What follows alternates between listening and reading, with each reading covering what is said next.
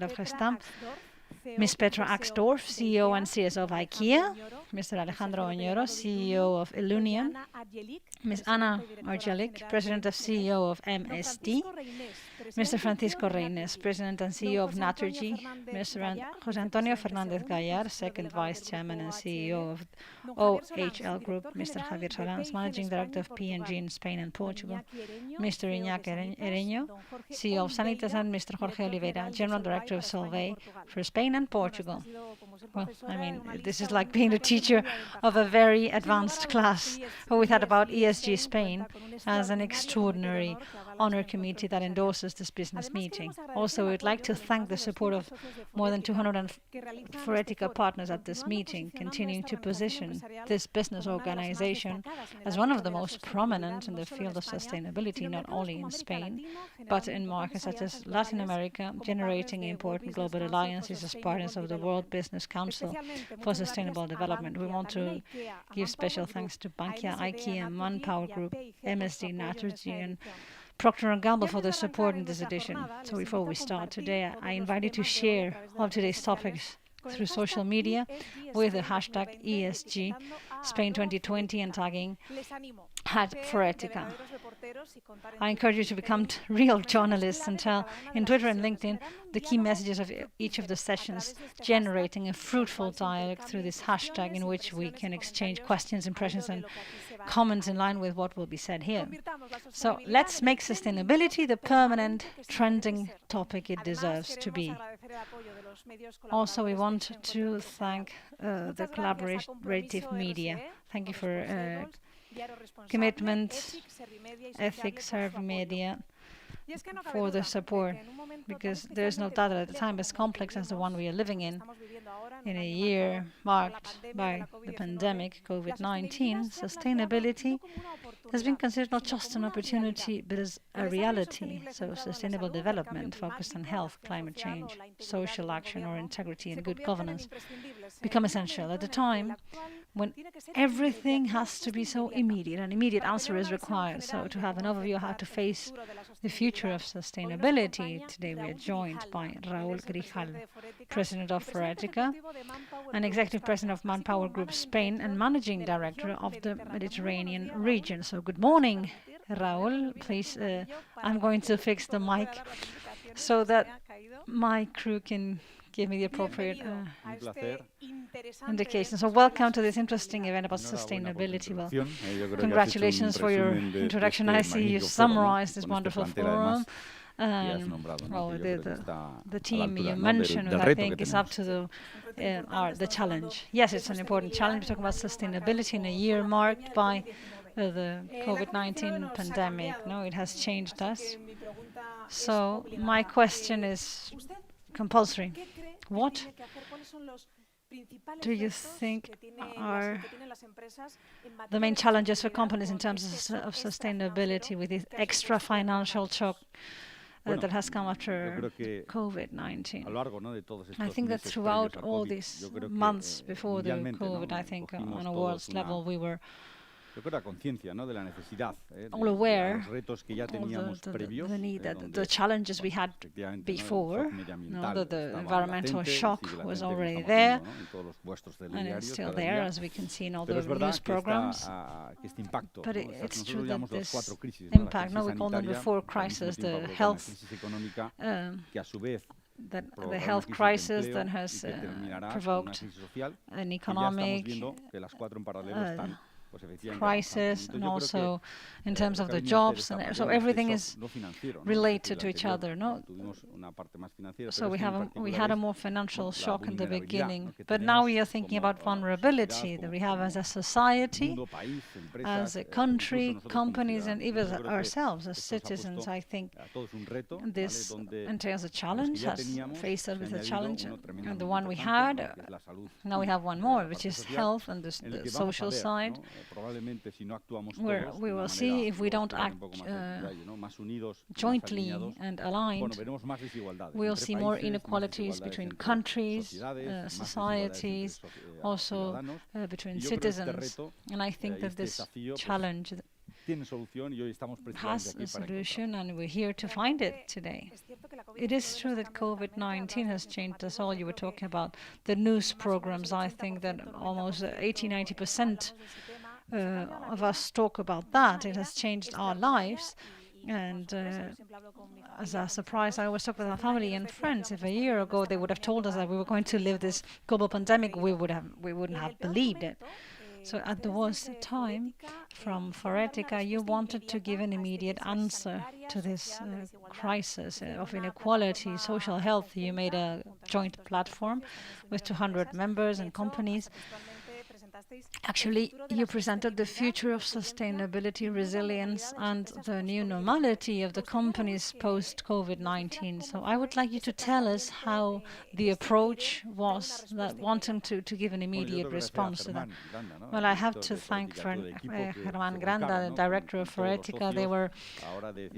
For their hard work, and the members, right? They had the ambition and then the action and alliances behind the 3 A's, no?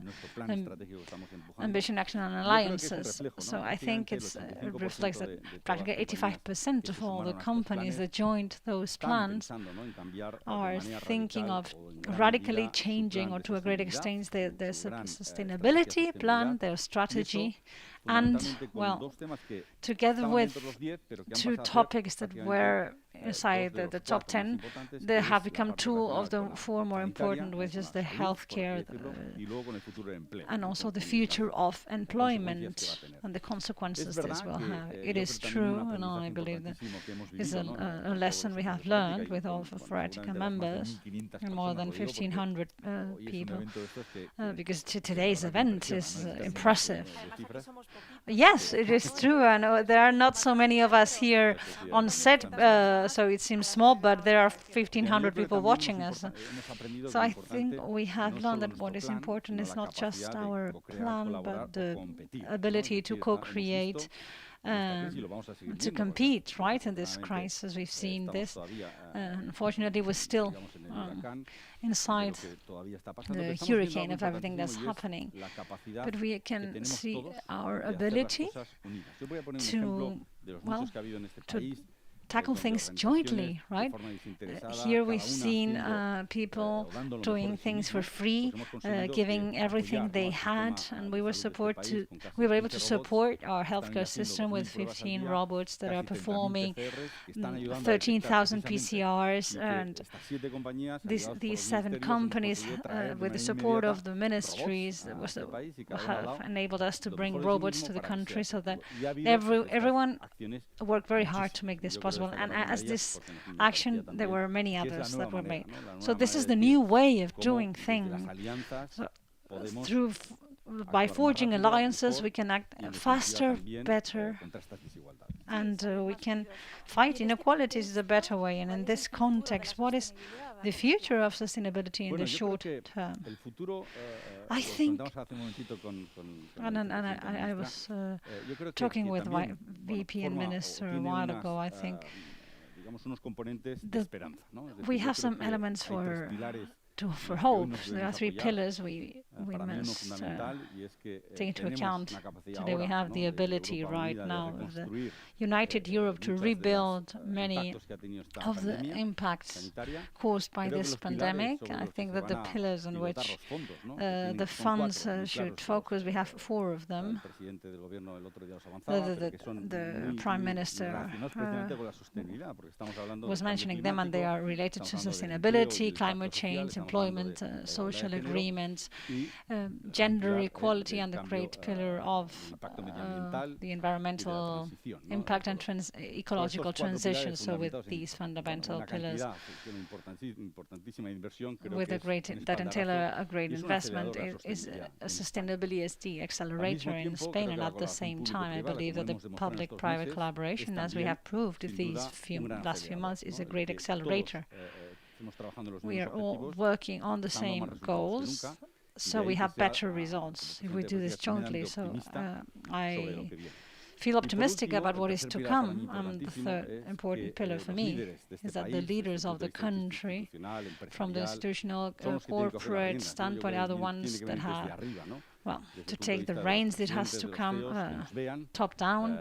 Not that we have to lead this sustainability project about making this collaboration between companies and institutions to be the main muscle of the whole thing. And I want to invite what will be the Sustainability Spanish Corporate Council with these international alliances that we have built in Forética, such as the World Business Council for Sustainability in the USA, and CCR Europe, which is the central axis of sustainability in Europe, and in Forética we are their partner in Spain. So if we are able to put together under these pillars, we will be able to bring some momentum and accelerate sustainability in the country. I am sure we will get there. Thank you very much, Raúl. From your intervention, I take with me the union and ecological transition. I hope next year we'll be talking about meeting the goals and not COVID-19. Well, thank you for the Minister for being with us today. Thank you, Raúl. And in this sense, I'd like to invite Ms. Teresa Rivera, fourth Vice President and Minister for the Ecological Transition and Demographic Challenge of the Government of Spain. So here we have the fourth VP. Good morning. Well, we have been able to see a bit the main focus or axis that will lead this event, COVID-19, because it's impossible not to talk about that. It has changed our lives from the social, economic standpoint, and also in terms of sustainability. That's why my first question is about the challenges Spain is facing in that sphere, the social, economic, and sustainable development sphere. I think it's a very interesting question because what we are going through is something nobody could have expected, as Raúl was saying, and it has generated a great shock, an emotional shock and social one. There were many things that we knew we had to change. We exhausting our resources and generating inequalities, vulnerabilities, and we knew we had to change our development and investment pattern. But suddenly we have experienced in a short period of time a horrible crisis that to a certain extent makes you, it's humbling to a certain extent, right? We are not ready for anything. We don't know what's going to happen, so we're going to a healthcare, social and economic crisis that we have to face by transforming our growth model and also transforming our ability to be able to prepare ourselves and be more resilient. And I think that is a good thing because part of the homework was already made. We had the ability to analyze things that with the social debate that had changed the public agenda, civil society, academia. We knew we had to accelerate things, but in a context where we mustn't forget that people must always be in the center. Many people are worried, of course, about the employments because they know what that means, the transformation in their day-to-day lives. So everything we make, because it's an interesting transformation opportunity, everything should have a positive impact towards people and try to be solidary as citizens, all people that are vulnerable, people that feel that there is healthcare, but also the social and economic problem. I think that complexity is the most important thing. The social debate is there. Leadership of institutions and the heads of companies is essential to make transformation smoother, but things are made as we go, on the go. So we should hold the debate, but we have to update the path too. COVID-19 has been linked to the climate change and some diseases that can come back, the ones that we have already overcome. So how are we facing this from the government of Spain to the climate change? I think there are some interesting things that should make us reflect. First of all, the new vectors for contagion in terms of diseases. We have some ecosystems, how the different species relate to each other in a certain climate pattern that transforms us or accelerates some diseases transmission vectors that had disappeared or they weren't accounted for, and that makes us think ahead. And I think one of the greatest efforts, yesterday we approved this in the Council of Ministers, we won't have to work intensely with different players in an adaptation plan that helps us know what are those departments who were more vulnerable, and we have to be prepared to make right that vulnerability. We have twice as many heat waves in in this decade than in the previous one, or many more extreme weather conditions that are destroying things on our coast, and many people have been affected by this. So not only we have to be able to follow this, but we have to prepare to rebuild things, and in the way become more resilient to face a better way the impacts with which we have to live. And this requires not just companies to work, not to waste a single euro, but also make the right policies, and that the dialogue with the different players of society and the involvement of companies helps with the synergies and make things easier in the different levels of administration.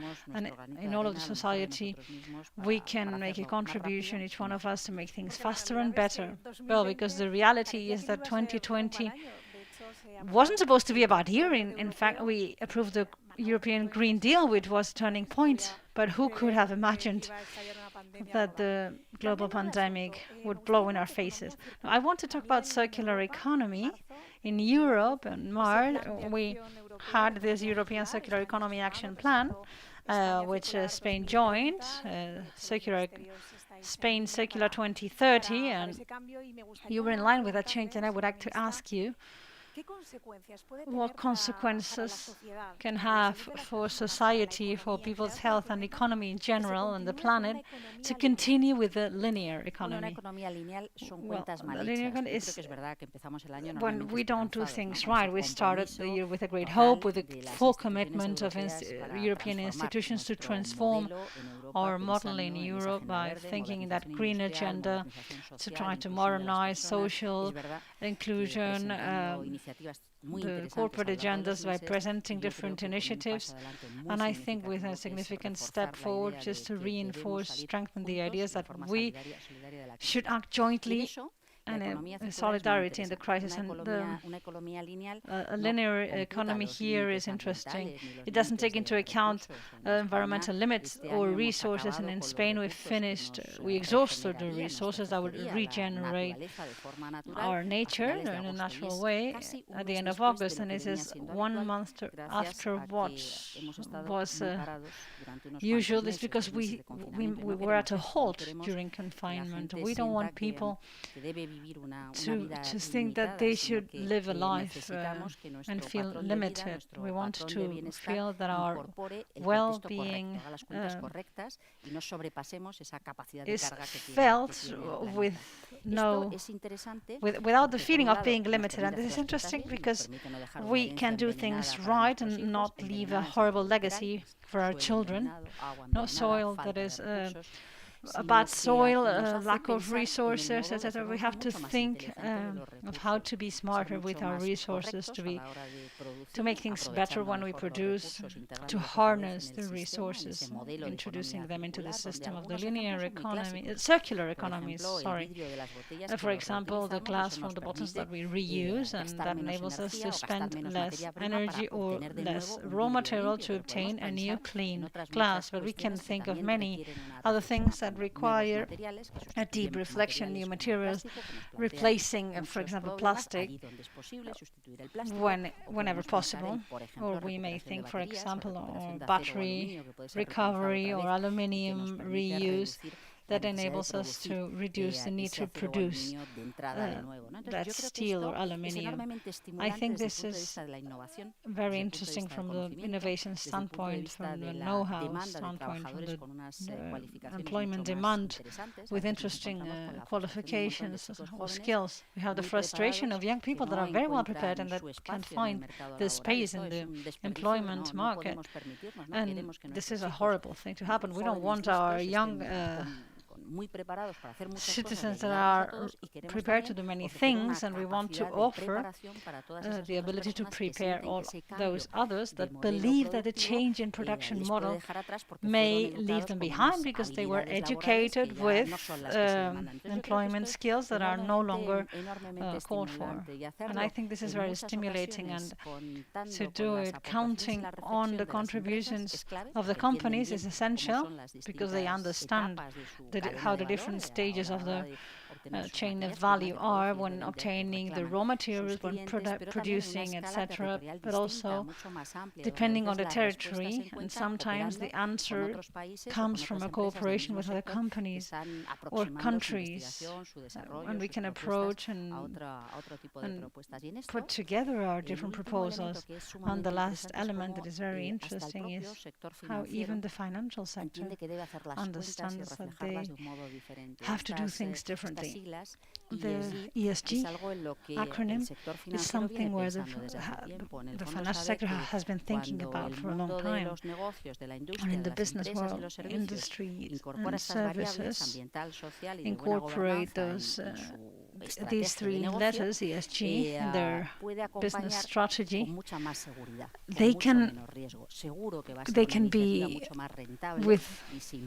do things with much safer, with no surprises, because they have done a previous analysis that makes things much better and much safer. I think we will have some interesting years ahead, maybe much more accelerated than what we'd have thought a year ago. But yes, it does seem like we're living in a science fiction film. You said what the company should do to step on that train, and from that circular economy, can you emphasize one specific measure? I think that the companies are very different. Each one moves in a different department or sphere area, and the most important thing is each one, with the CEO leading, to present it as the most important strategic decision in their business plans, to analyze the context, the limitations, and the way in which they can reorient diversify their risks. And also they have to count on their teams, their people. One of the things we've learned, perhaps the hard way, because with all these inequalities and this feeling of frustration and feeling out of the system the last few years has been traumatic, is that we cannot do things without counting on the vulnerable groups. If people feel that you don't count on them when you do things, and that can be applied to the public sphere and also in the private and corporate sphere. And I have the feeling that in general, the companies that are members of Forética, but any CEO or managing director is more and more convinced of that and are doing things better and better. Well, I hope that next year we can talk about the companies doing this the right way. Before we finish, I want to ask you, as Minister, how is Spain facing the demographic challenge? I think this is one of the great issues that has gone unseen for many times, and it has blown in our face. Let us remember how well people have waken up to this topic. We have different realities, and for us who live in urban areas and metropolitan areas, and there are people that live in isolated areas, and we cannot have this horrible imbalances. So this is something the government is working on, and it's one of the axes we are working on, not ecological transition data, but also social inclusion and also gender equality, to try and avoid to have a growth in the inequalities between men and women. This is essential. And the reality is very complex there. We have to think that the urban agenda and for access to a home should be counted also in the small towns, although the needs are different from the large metropolitan areas. With connectivity, digital connectivity also has to be taken into account. This is important because we need the recovery or to be able to correct the depopulation, that this is done to show an attractive space for the young people with different activity services, that the children can go to school. The connectivity enables us a different working model. Yesterday we approved the remote working system, and we hope this to be a different opportunity. We usually have to live where we work, and we have to be there physically. And this has been one of the main end propellers of emptying our small towns. Now we have a very interesting opportunity where you don't have to go to work every day. You can go just sometimes. It has to be regulated, taking into account the appropriate rights and guarantees, and this opens up a very important world. We have to see how we tackle this reality that unfortunately we have grown used to in an invisible way for a long time, and it's not something we should ever tolerate. Thank you very much, fourth VIP in ecological transition and demographic challenge, for being here in the opening of this corporate business meeting. Thank you very much. Undoubtedly, very inspiring to reflect on the main challenges in terms of ecological transition. So we thank you for sharing your vision through social media with the 1,500 attendees today at ESG Spain 2020. So before continuing to present the next exceptional speakers that we're going to have with us today, I invite you to participate in a survey in which we would like to measure the CO2 emissions that we have avoided today by holding this event digitally. In previous editions, Freddie has collaborated with Greenco to calculate the emissions of this meeting and offset them with a reforestation program in collaboration with the Reforesta Foundation. On this occasion, as it is an online event, we're going to ask you to collaborate with us to be able to calculate the emissions that we have avoided by filling out a short survey in the event chat. You can see a link with all the details. It will take you less than 2 minutes, so please do it. Also, I remind you that we are still very active in social media through the hashtag ESG Spain 2020, and I encourage you to share your opinions and messages on Twitter, LinkedIn about this meeting. In 2020, with which we started the so-called Decade of Action, will go down in history for living in an unprecedented moment. We cannot be tired of repeating this pandemic that has caused a worldwide slowdown. COVID-19 has forced us to rethink everything, the present, both in the social, environmental, and especially health fields. And also it has made us rethink in a very short time what our future will be.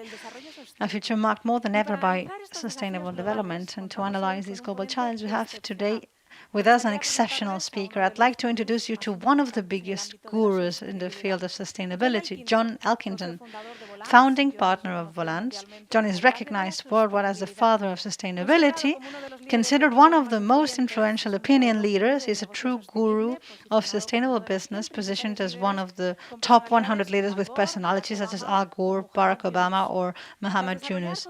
After elaborating on concepts as relevant as the triple bottom line or the 3 Ps, people, planet, and profit, John Elkington has just launched a new concept linked to the regeneration of capitalism, what he calls green swans. So, welcome. We were just seeing John Elkington. He's from Scotland. Good morning, John. John, we live in complex times in which COVID-19 only reaffirms the need for real change. Within your vision of regeneration of capitalism, what are the green swans like, and what is the key role that they will play for the progress of humanity? Well, firstly, it's a great pleasure to be taking part in this Foretica event, Andy. So thank you for the invitation. Secondly, as we've already heard earlier speakers say, this is an extraordinary time, and people have been looking at COVID-19, the pandemic, and saying this is a black swan. The person who originally came up with the idea of the black swan, Nassim Nicholas Taleb, has said, no, it isn't. We did see it coming. We should have reacted in time. Very often we didn't. So people are starting to see black swans everywhere. Plastics in the ocean, antibiotic resistance, obesity and chronic disease and diabetes, and the climate emergency, and just the number of black swans is growing all the time.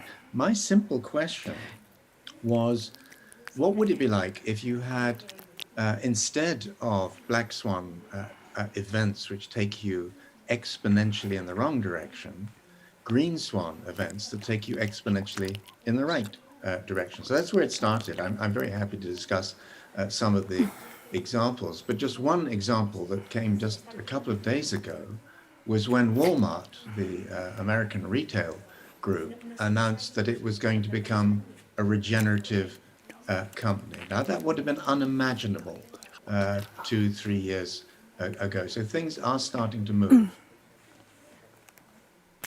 John, could you give us some examples of these green swans that affect the activity of companies?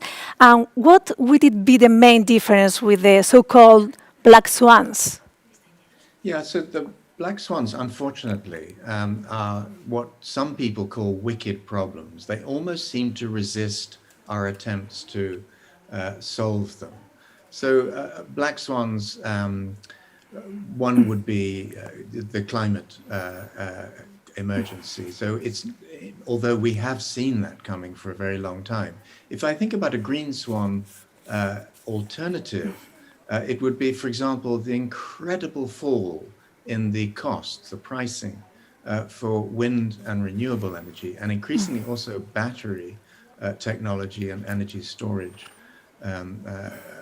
systems. So there is an exponential trend which is taking, or a set of exponential trends that are taking us very much in the right direction. There is one very major difference between black swans and green swans. Black swans, no one really planned to fill the world ocean with plastic. It was sort of an accident. It happened because we weren't thinking properly. It was an unintended consequence of what we're doing. So very often black swans, we don't really have to think about very much. They just happen. With green swans, we have to think about them very, very seriously, and we have to plan and we have to invest.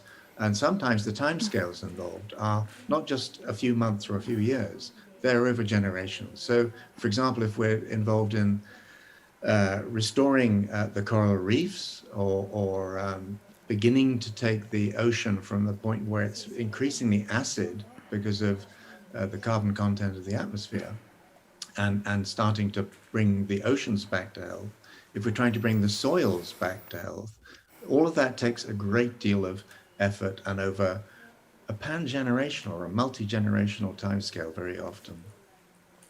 In the green swans, it's essential to leverage on resilience and especially on regeneration.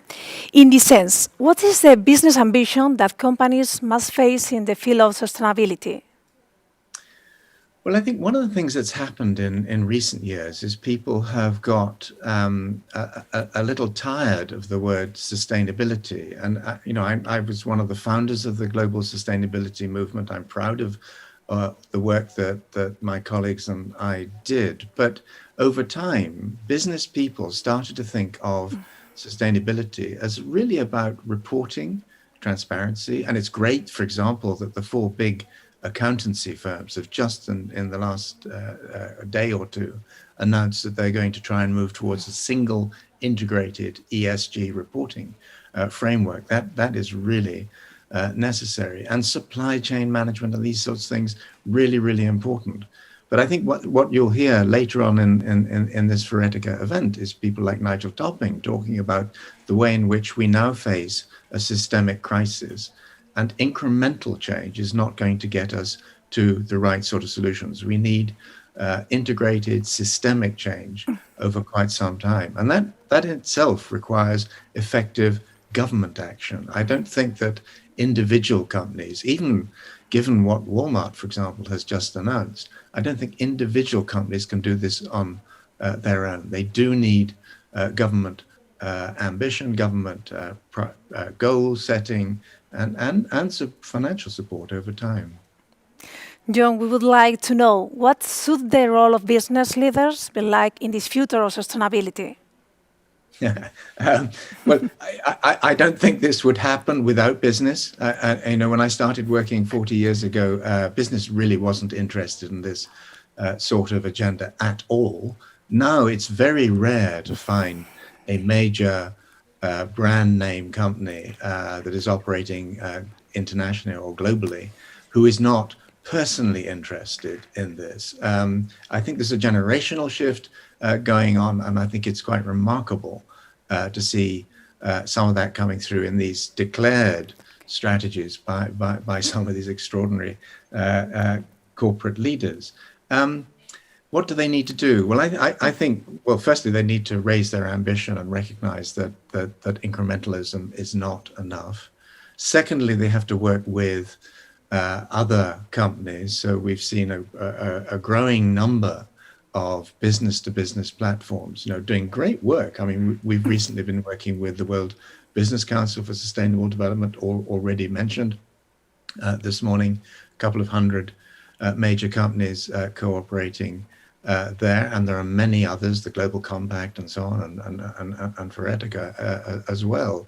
But in a way, unless those platforms start to push for political change, for new political frameworks which help create the markets for the transformations that now need to happen, this is not going to happen, or it's not going to happen fast enough. And I know the Green Recovery Plan in the European Union, whatever it is, 1.82 trillion euro plan, I think is an example of the sort of ambition and level of support that we need to see. So I think companies have been encouraged to remain outside politics for a very long time. We now need them to come back into politics, but transparently, and hopefully to push the right sort of change agendas. John, this is my last question. You define the current decade as a period of exponential change and regeneration.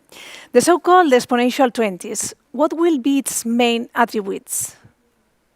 Well, when we started to talk about the 2020s as the exponential decade about a year to 18 months ago, people just slightly rolled their eyes. I mean, they didn't really have very much to say on the subject. And now we've seen with COVID-19 an exponential crisis, something that's gone to global proportions in a very short period of time, and where people's daily lives have been massively disrupted.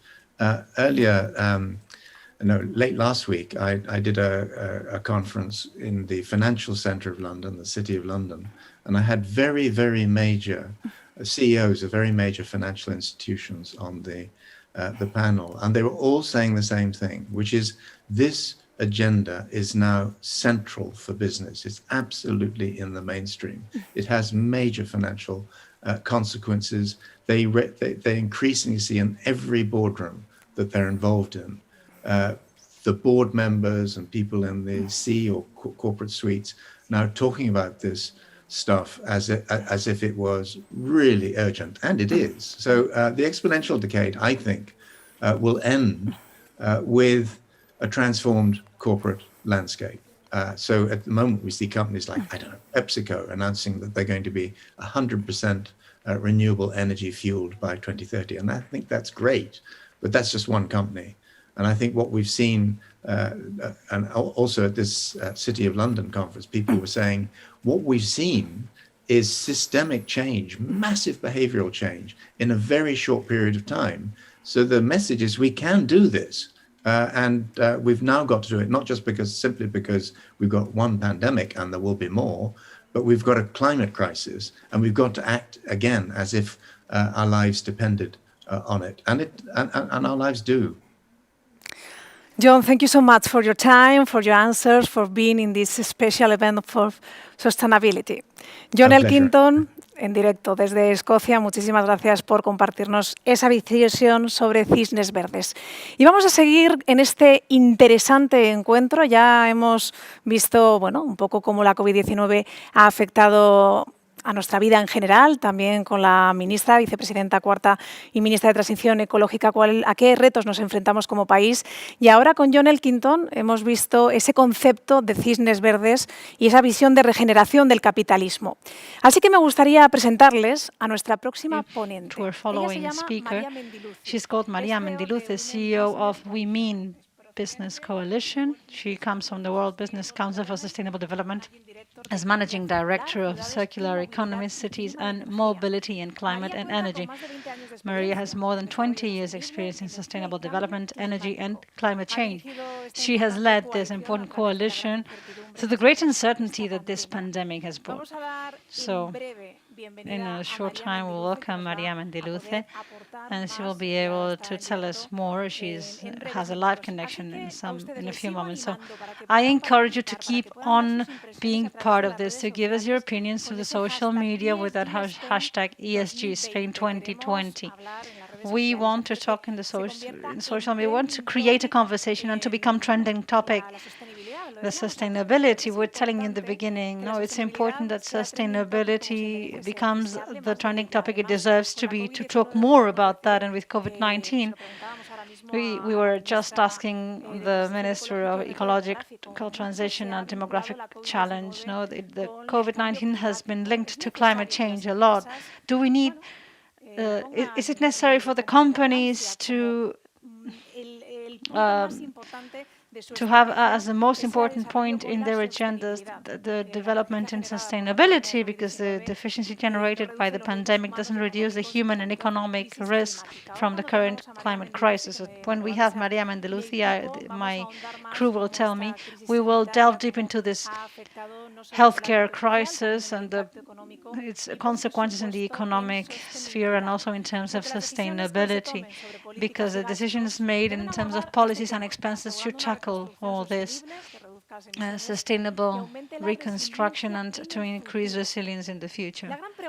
The big question here is, we have learned something from this crisis. Now we're going to ask María Mendiluce, because we have to analyze our conscience to see what aspects we can improve, because COVID-19 has proven that this has the butterfly effect, right? We live in a globalization, and if this had happened 200 years ago, it would have been impossible for someone in China to bring this disease in Spain. Now we live in a globalized country, and we have to cooperate between all the countries to try and coordinate and face the possible effects and future diseases. That's why Forética wanted to organize this event, as you can see on a TV set, to delve deep into these questions. Now we already have María with us. I'm going to ask her if we have learned something from this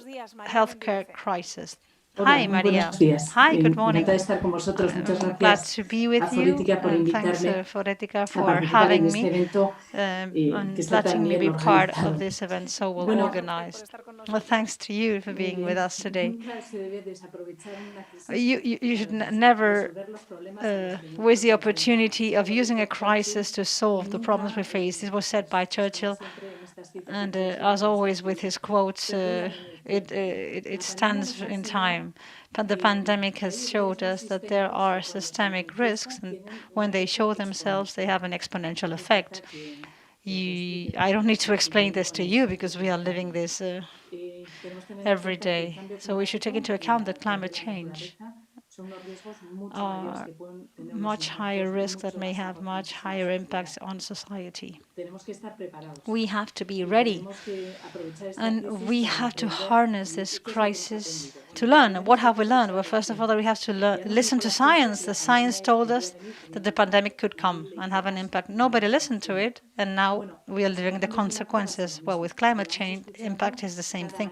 We listen year after year and read to reports telling us that we have to limit the temperatures and the emissions, so that the temperatures don't go above 1.5 degrees. So we have to include the risks of climate change, of nature, and scarcity of resources, social risk inside the P&L of every company, because that's the way we can see which companies better adapt and integrate those risks and become more competitive with a lower risk, and they will be able to access to a lower capital cost.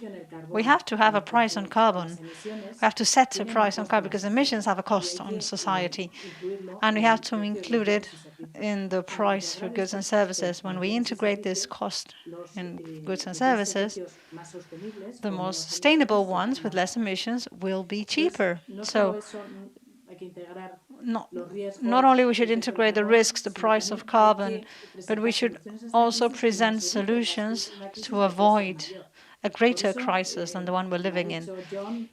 So John said so, Teresa also. We are very happy with the European Union to allocate 500 million euros to rebuild things in a green way.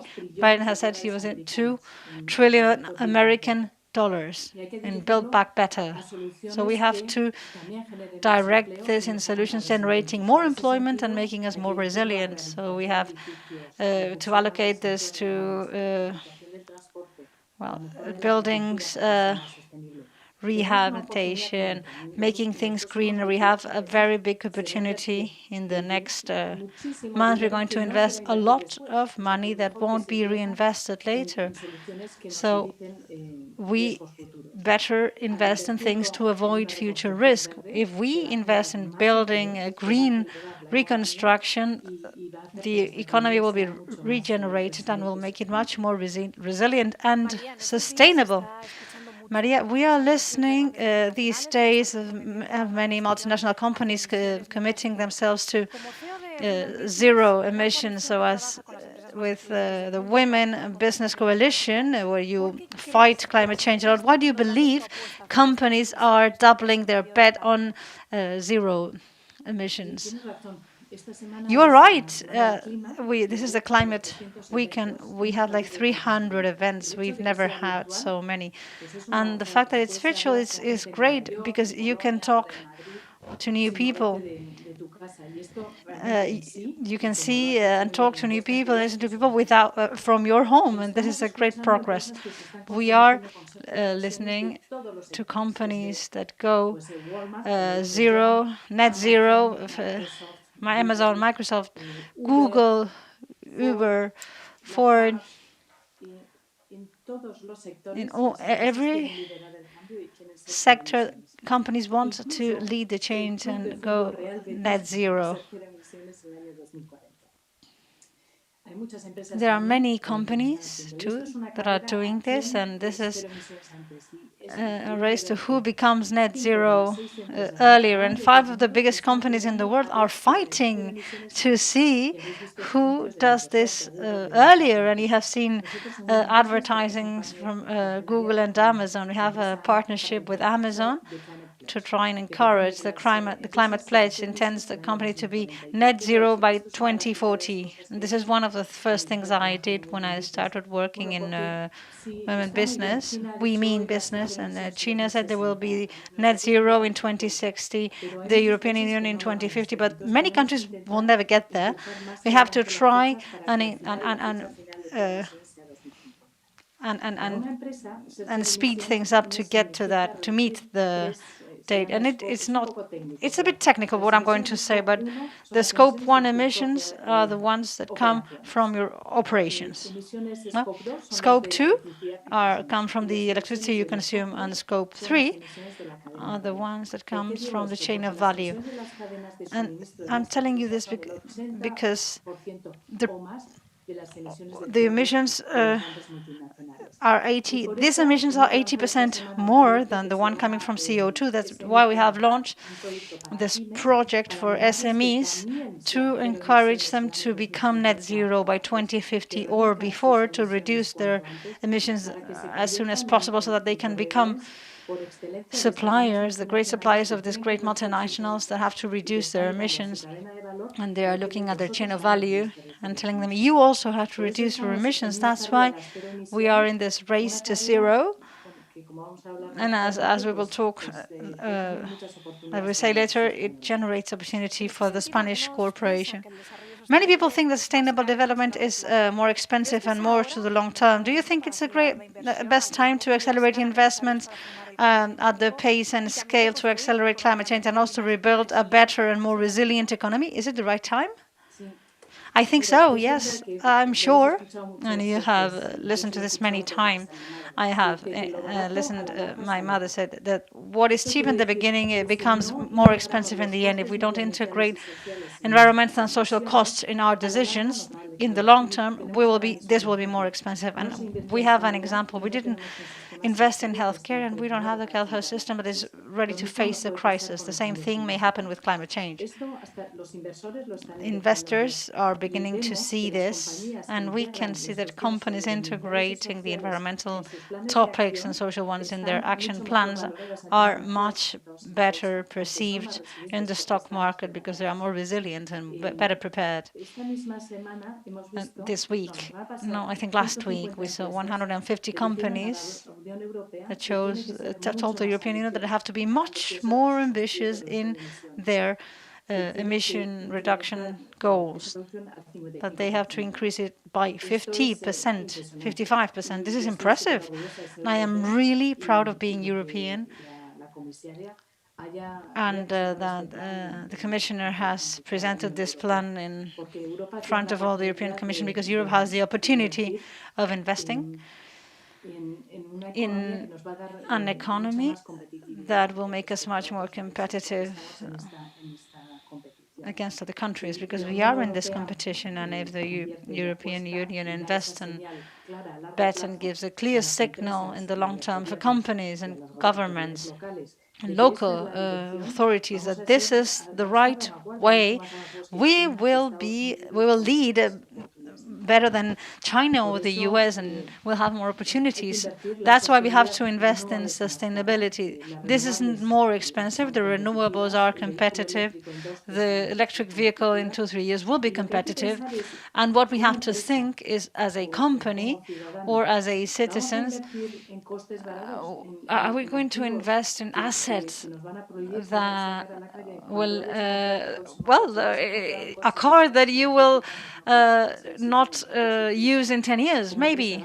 As a company, will you invest in a technology that you know has a limited life? No, you have to invest in the technologies of the future, because these will be cheaper in the long run. It's striking, no? Because you coincide with John Elkington, what he said before, and I hope that Europe is leading this transformation. And translating this into Spain, what are the challenges you think the Spanish company faces, and how should we transform to be more competitive and sustainable? We should take into account that not everything is a good picture of the situation. The situation of the Spanish economy is concerning. It has a great impact from the crisis, the COVID crisis. Precisely because we are in an economic crisis, the companies have the opportunity to reinvent themselves. And where I work and what I'm able to see, they can become more sustainable and net zero companies, because they can become suppliers of great multinationals, because they can lead this transition. We have the opportunity of transforming the business model by harnessing the crisis and to rebuild their companies, their homes. It's as if you have a fire that burns down your home and you rebuild it. You won't make the same mistakes when you rebuild it. You will do it better. So you have to rethink the processes, the productive processes, taking into account the circular economy concept the minister referred to before. The circular economy is an incredible business opportunity, because you can minimize the cost of products you use, and you can value the cost of the waste you generate. So I invite the Spanish company to look beyond their own companies and to see how they can collaborate with the chain of value to maximize the circular economy in the productive processes.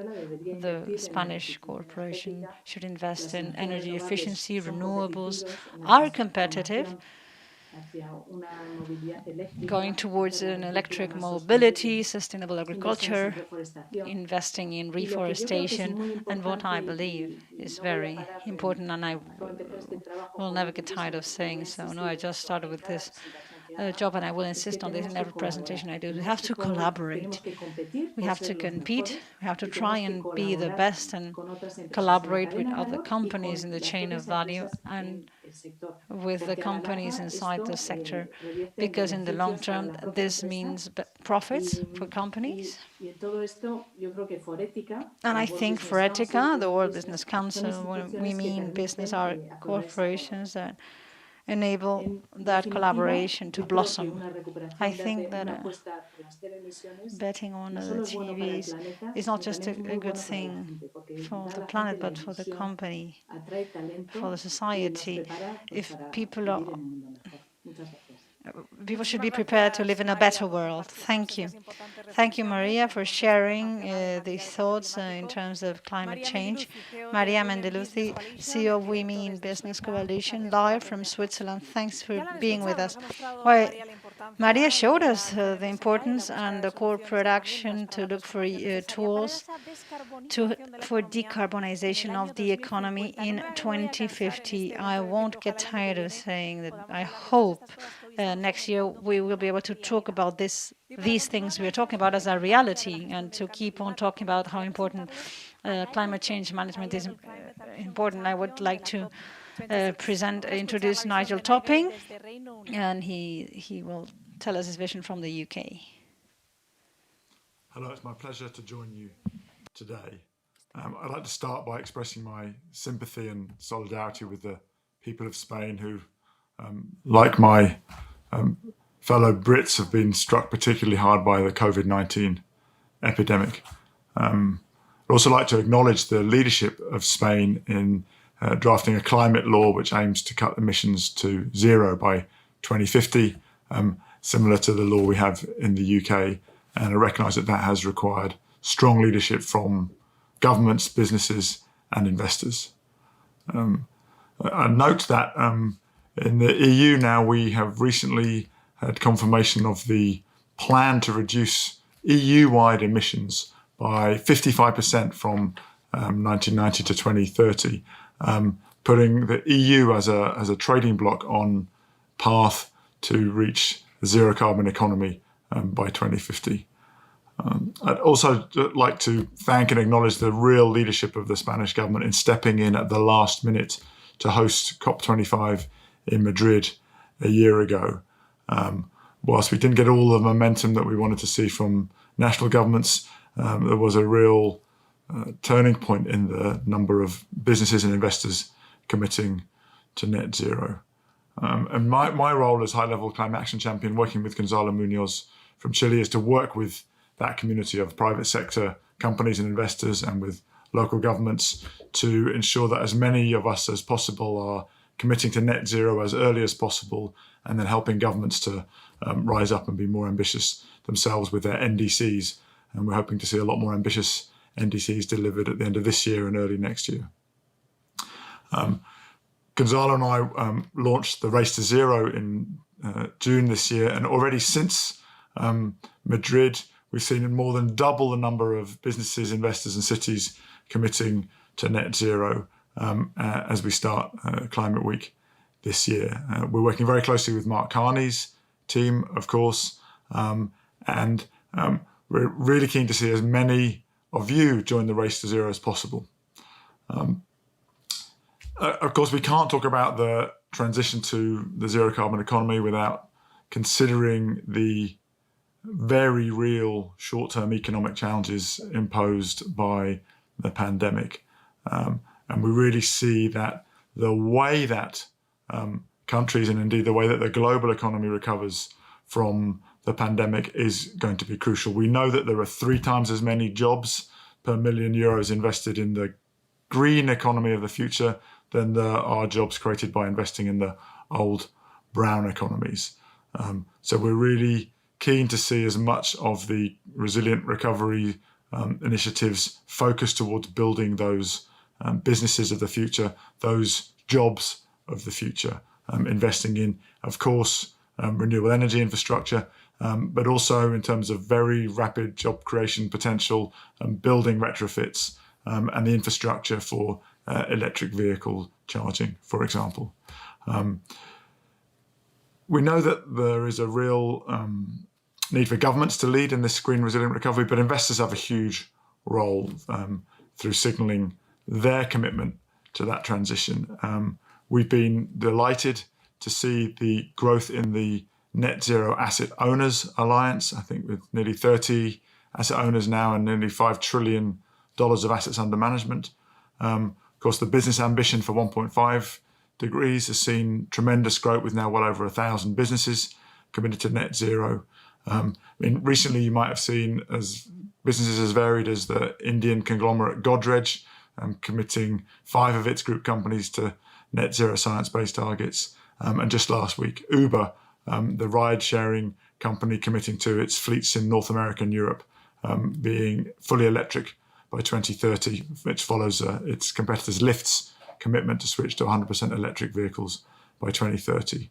And we're seeing that sector, the transport sector, transition particularly quickly, and looking forward to hearing more policy commitments from the UK government and others shortly around accelerating the phase out of combustion engines. So I wanted to end just with a few requests for practical action that you can take to play your part in driving the transition to the zero carbon economy. Keep engaging with EU and Spanish governments to ensure that their headline commitments translate into effective policies which give you the signals to invest securely in that transition. If you haven't already joined the Race to Zero as a Spanish company, set your 1.5 degree compliant science-based targets. Join the Race to Zero now. If you're an asset owner, join the Net Zero Asset Owners Alliance. If you're an asset manager or in a bank, then watch this space. There will be initiatives later this year and early next year inviting asset managers and banks also to commit to the zero carbon future in a robust way. And all of you, if you're not already doing it, start reporting according to the TCFD recommendations. Those recommendations will help you understand your risks better, communicate your plans to your investors and your other stakeholders better, and also get you ahead of the curve, because I'm pretty sure that they're going to become mandatory requirements soon. So with that, been a pleasure to join you. Please, all of you, join the Race to Zero. This is an inevitable transition. The science dictates it. Your kids are demanding it. And we now know how to do it in every single sector. There is a pathway and there are leaders who are already committed to zero. Those who don't join the race soon will find themselves losing. So please lead, join the Race to Zero. Don't be a loser. We can only do this if everyone joins. Thank you.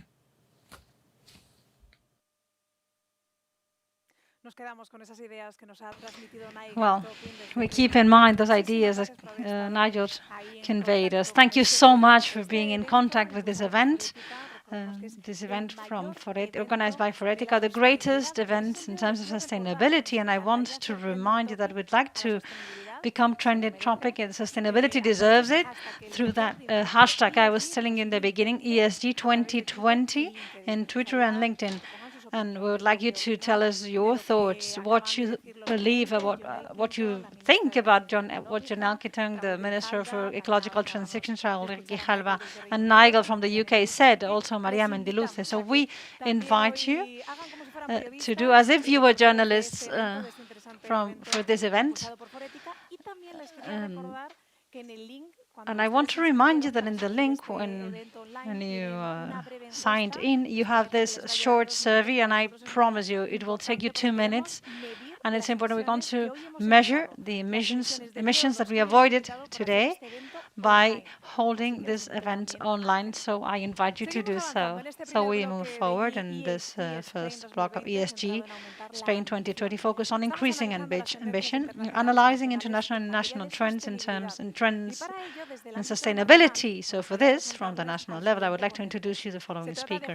This is José Luis Bonet, President of the Chamber of Commerce of Spain and member of the Honor Committee of ESG Spain 2020. Let's listen to the vision of José Luis.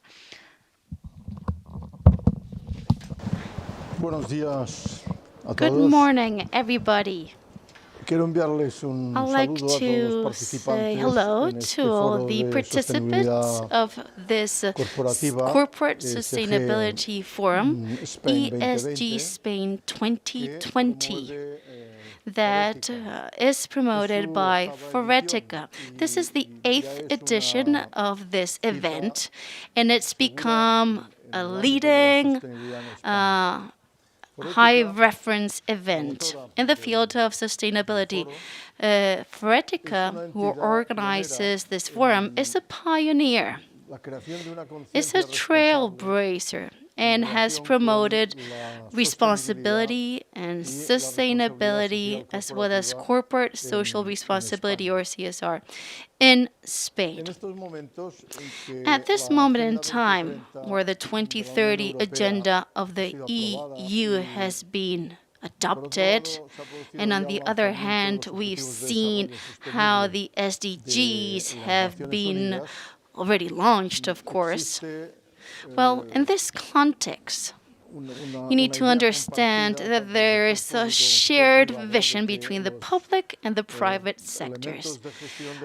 We all understand that sustainability and corporate social responsibility need to be at the very core of our activities. The Chambers of Commerce and the Chamber of Commerce of Spain are very much committed to this effort, to this process that underscores the importance of the social dimension of companies and the protection of the environment or sustainability.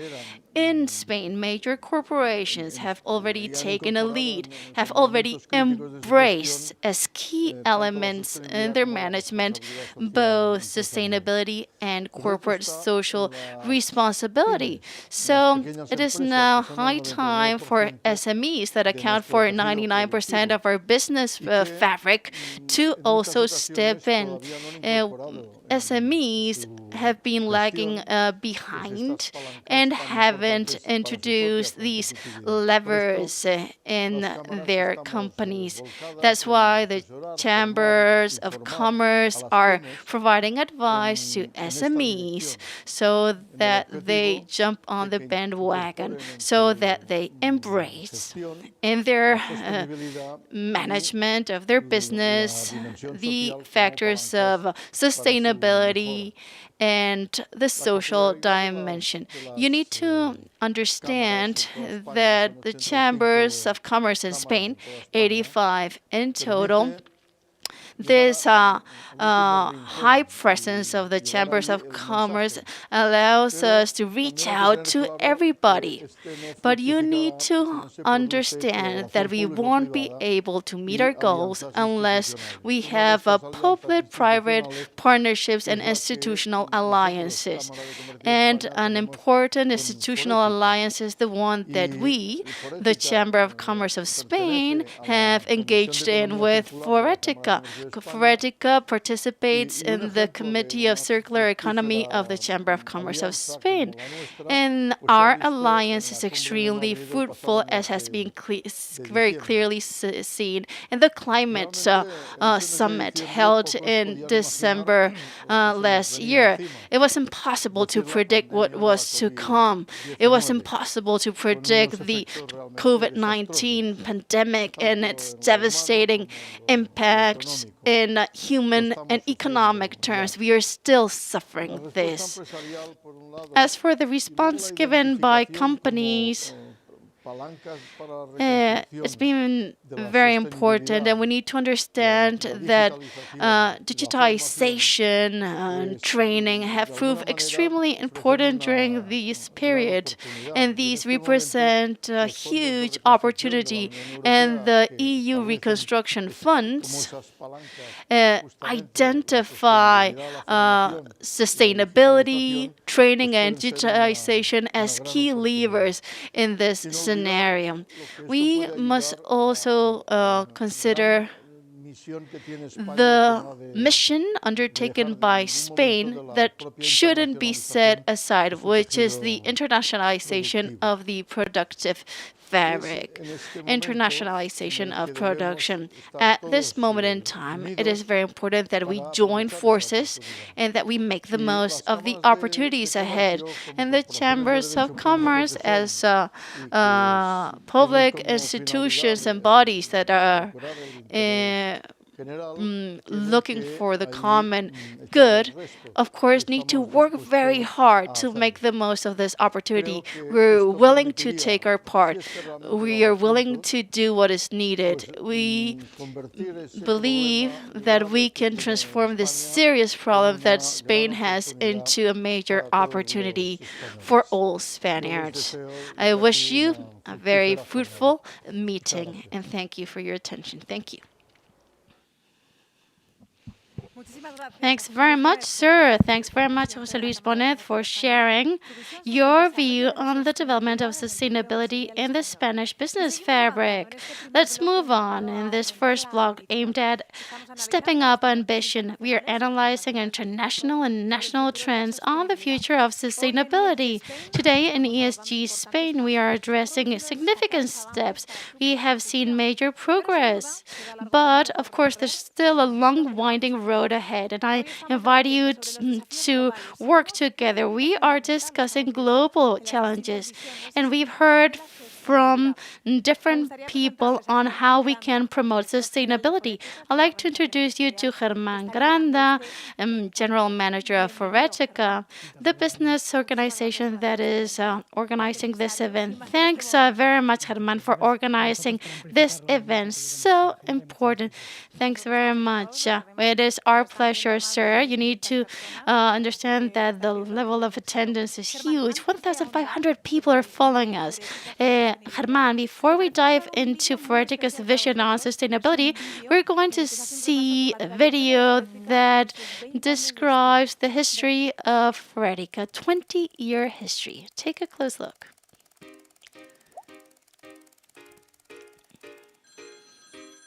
There was a time in which sustainability and CSR weren't in the company's agendas. What? A time in which no politician was talking about sustainability, neither the media, universities, trade unions, NGOs. Investors, however, started to consider social risks, environmental risks, and good governance risks. And that's when Foretica was created. A group of visionaries led by Alberto Urtiaga decided to set up Foretica. Germán Granda, the founding member, and that's when the Global Compact of the UN was also created. There you have some milestones: 2000, 2001, 2002.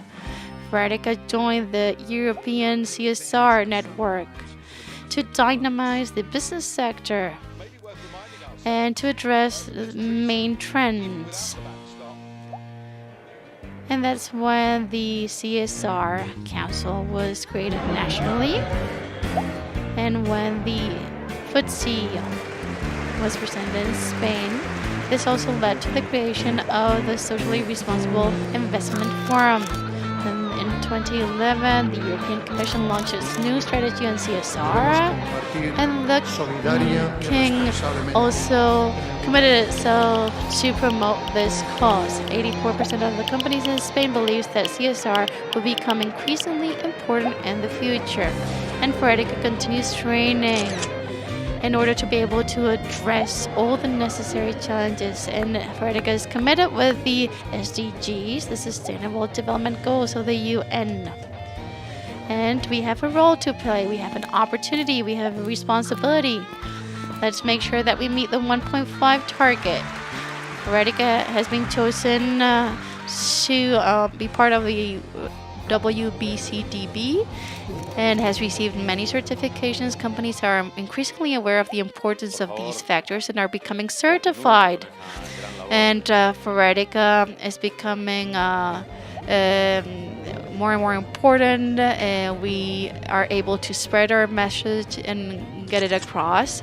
And we've also contributed to promoting the circular economy. And we've been able to reach the highest levels. We've been present in the international fora, like in the UN. Foretica in 2019 celebrated its 20th anniversary. So we've been working hard during 20 years in order to pursue one sole goal: sustainability. And we do so with a team of top-notch professionals. and we are growing in number. And we want to remind you that we are willing to keep up the pace.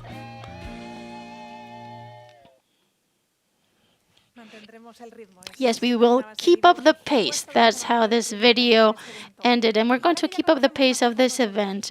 We've learned about Foretica's vision with more than 200 partners, and now I'd like to ask Germán, the youngest founding member, and I'd like to ask you, sir, what is your vision as a leader in the field of sustainability in Spain? This has been mentioned repeatedly in this event. COVID-19 has rocked the foundations of everything, has flourished the vulnerabilities of the public health sector. We've seen also the avalanche effect. If something happens to your neighbor, it all will also affect you.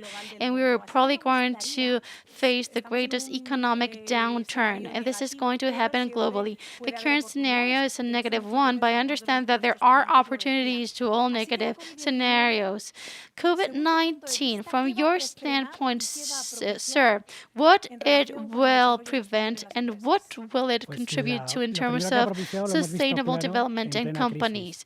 Well, we've seen this very clearly in this period of crisis, and we need to acknowledge the effort, the commitment, and the agility of companies that have provided the means, the resources to their employees, that have given out masks, that have worked with NGOs, within the administration, that have collaborated with their competitors. These are trends that we have identified, and we've seen that there has been a change in mindset, and we've been able to break down mental barriers that prevented us from collaborating and working differently. So all these lessons learned from this period of time are essential and will help us promote sustainability. And it's true, when we've asked the leading sustainability companies their view, and 80% of these companies are changing their strategies and are placing sustainability a strategic place at the very core of their decisions. So this represents a significant opportunity for companies to consider sustainability as part of their business model, and so that they run their businesses considering the needs of the planet. When we follow up on the trends, we have identified many good examples, and this has already been mentioned. We've been talking about climate change repeatedly. There is a climate emergency. Spain, the EU are playing a significant role in the fight against climate change. Foretica works with a cluster in order to decarbonize their activities. We have seen how targets have been set by companies from now till 2050. Others are talking about 2030 targets, others 2040 targets. So companies have become more and more ambitious in their environmental targets. We see some companies out there that want to be regenerative, that want to have a positive net impact, that are offsetting historical emissions. So those are some trends that I can identify. There's ambition on the side of companies, and companies are being very agile. In Foretica, in the cluster, we've seen that inequality needs to be worked on, and responsible companies need to address inequality as well. We've seen that this cluster is working hard to address the pay gap that is huge in Europe as well. Much needs to be done to address the pay gap. And of course, the boards of directors need to create committees that are addressing these risks, that are becoming more and more transparent.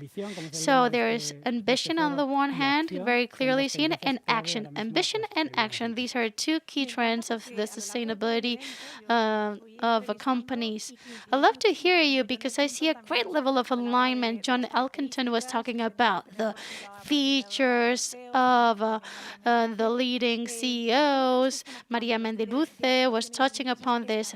What do you think the Spanish corporate leaders are doing in the face of COVID-19?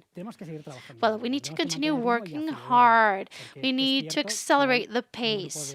It's true that we have a group of companies that are taking a lead, but as the Chamber of Commerce president was saying, we need to make sure that all companies, SMEs, are also following suit. We are reaching the planetary boundaries, and we would need 2.5 planets. We use up so many resources. We are using up 2.5 planets, and this approach is not sustainable. So we need to have a clear vision. We need to make sure that by 2050, 9 billion people enjoy a good quality of life within the planetary boundaries. And for this to happen, companies need to play a role. We've seen how climate change has affected the automotive sector, the mobility sector. We've seen many changes, but there's still much room for improvement. We need to curb production emissions. Each industry needs to play a role. Each sector needs to play a role. And the health aspect. We have in Foretica a health group that addresses health in relationship with climate change. We need to make sure that companies also bear in mind the health factor. Mental health, for example, is essential in the current scenario. So, we need to address climate change and two elements that are going to be important pieces of the puzzle. One is biodiversity, and as a trend, it is essential. This was supposed to be the year of biodiversity. We were supposed to have a COP on biodiversity. And we're talking about realities, and we are seeing that some companies are becoming more and more transparent. They are measuring their impact on biodiversity. And now companies are reporting financial results and also environmental and social results. So we're going to see their impact on biodiversity and how they are looking for solutions. And the circular economy is very important. The Vice President has mentioned this. We are moving from a linear model to a circular model. We generate great waste. We need to be able to close the circle. I love hearing you, sir, because at this moment in time, with negative news, bombarded by negative news, we're in a world in which we no longer embrace ourselves or hug ourselves. It's refreshing to hear the positive side to the COVID-19 crisis. You're mentioning, yes, that we were going through hard times, but COVID-19 can be a turning point in terms of sustainability. And now I'd like to deep dive into the topic of inequality. Companies, what can they do in order to tackle inequality? This debate was opened before the pandemic cropped up. We participate in an international forum as Foretica. For quite some time, we've seen that this topic has been addressed. In the Times, we were talking about resetting the economy a year ago. We need to make sure that the economy minimizes its impact on the planet. The World Economic Forum is also insisting on this idea. What is it we can do to make sure that people on the planet are at the center of our decisions? So this reflection started some time ago. We're talking about ideas that cropped up during business forum.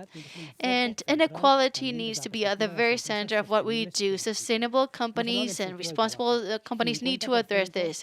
50% of young people will be unemployed. This is dramatic. The companies need to react. It's very important that we promote youth employment. It's very important that we also secure senior workers.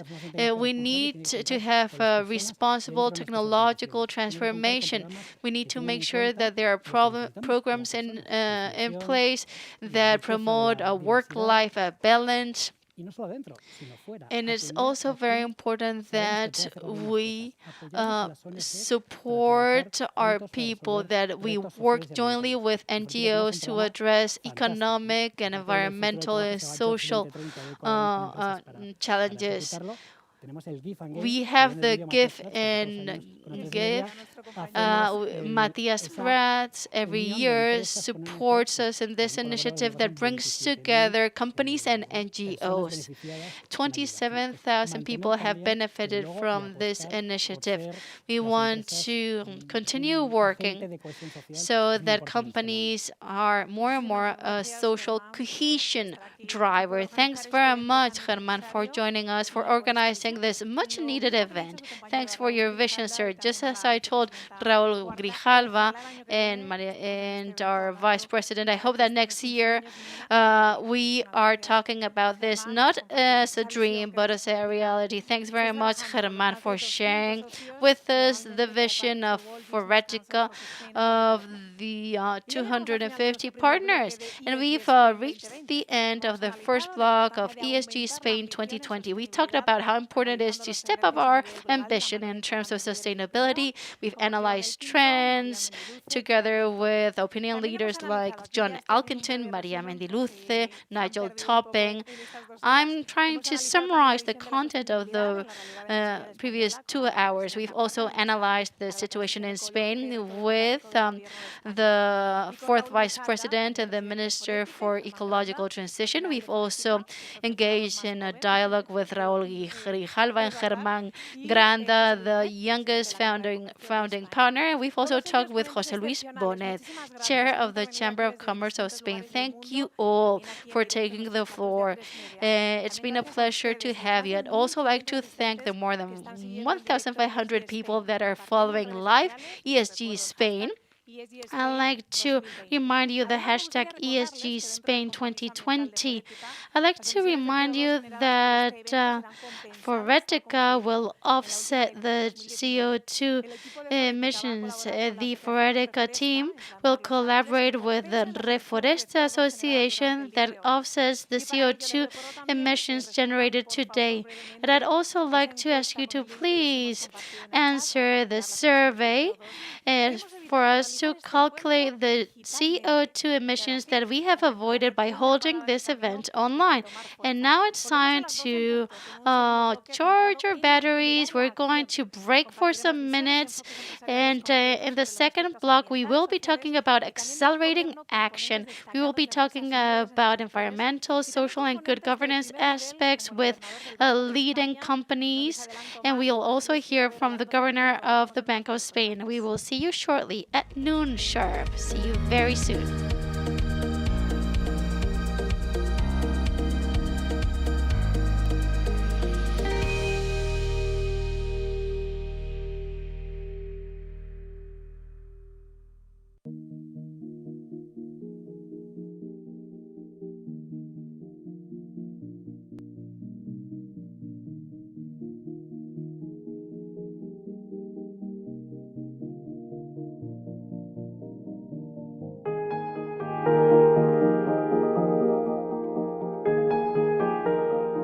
En Forética creemos que tras la crisis de la COVID-19 tenemos que crear un futuro en positivo, un futuro que tiene que ser sostenible, un futuro donde los consejos de administración, los altos cargos de las empresas tengan las competencias en sostenibilidad para orientar sus agendas, sus estrategias, sus objetivos hacia ese futuro sostenible.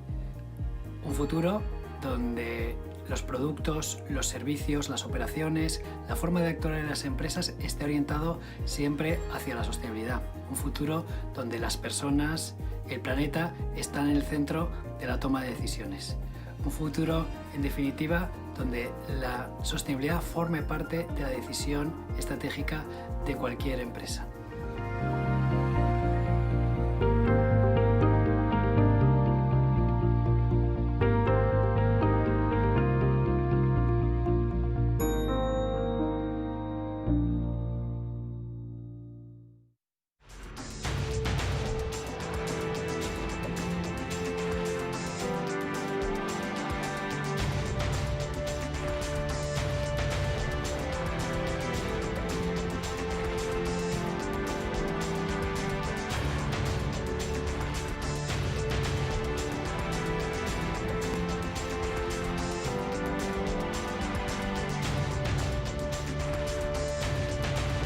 producto eco es aquel que no me hace daño a mí ni al medio ambiente. Que el uso que yo le dé a algunos artículos o a algunos productos no dañe el planeta. Consumir por consumir no me parece lógico. Tú compras un paquete de compresas, Ausonia, y 0,10 lo dona a la Asociación Española contra el Cáncer. A ver, a mí me gustan mucho los productos naturales. Considero que cuando quiero un producto en especial, si no lo tengo cerca de casa, no me importa moverme.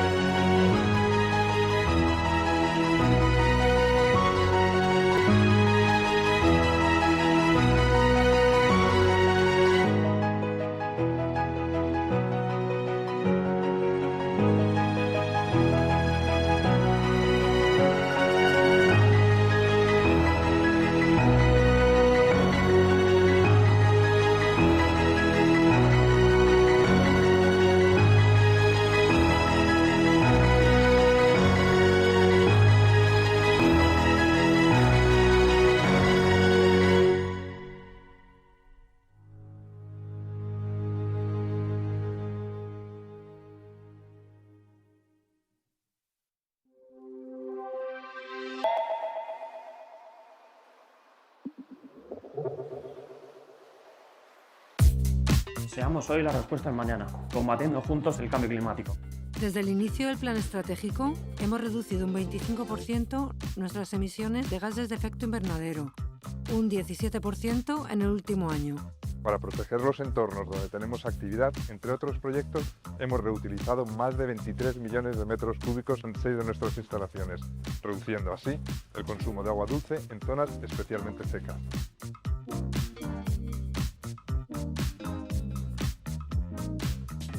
Seamos hoy la respuesta del mañana apostando por las energías renovables. Para que cada vez más hogares y empresas disfruten de una energía sostenible que venga del viento, del sol o del agua. En los últimos 3 años hemos invertido en energías renovables 1.400 millones de euros en todo el mundo. Seamos hoy la respuesta del mañana afrontando grandes retos como la descarbonización. Por ello, ya hemos empezado a inyectar en nuestra red de distribución gas renovable, que tiene emisiones neutras de CO2. Y en el futuro también trabajaremos con hidrógeno.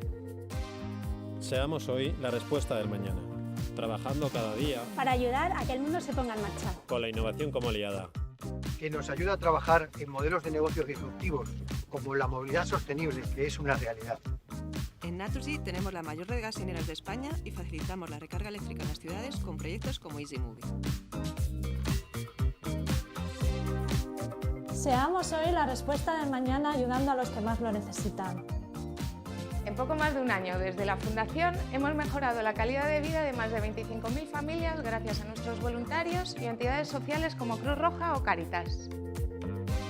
Seamos hoy la respuesta del mañana para lograr un mundo mejor.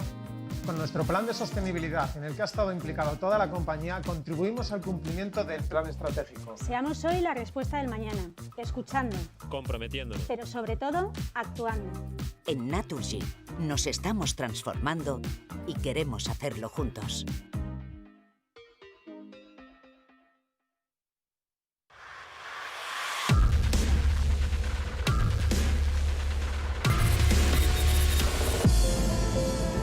Son nuevos tiempos. El mundo necesita soluciones para proteger el planeta, la vida. En MSD afrontamos el reto y tomamos la iniciativa afianzando nuestras señas de identidad, la innovación, la invención. Innovación para dar respuesta a los mayores retos sanitarios que afronta la humanidad.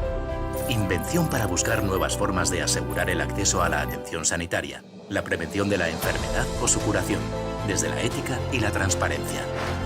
Colaborando con organizaciones públicas, privadas y con la sociedad. Con experiencia, con creatividad, con responsabilidad, sin descanso. En MSD nos comprometemos en el desarrollo de nuestros empleados, en el respeto a la diversidad, a la inclusión. Nos comprometemos en la protección del medio ambiente y los recursos naturales. Porque en MSD inventamos para la vida. Porque los pacientes son nuestro propósito.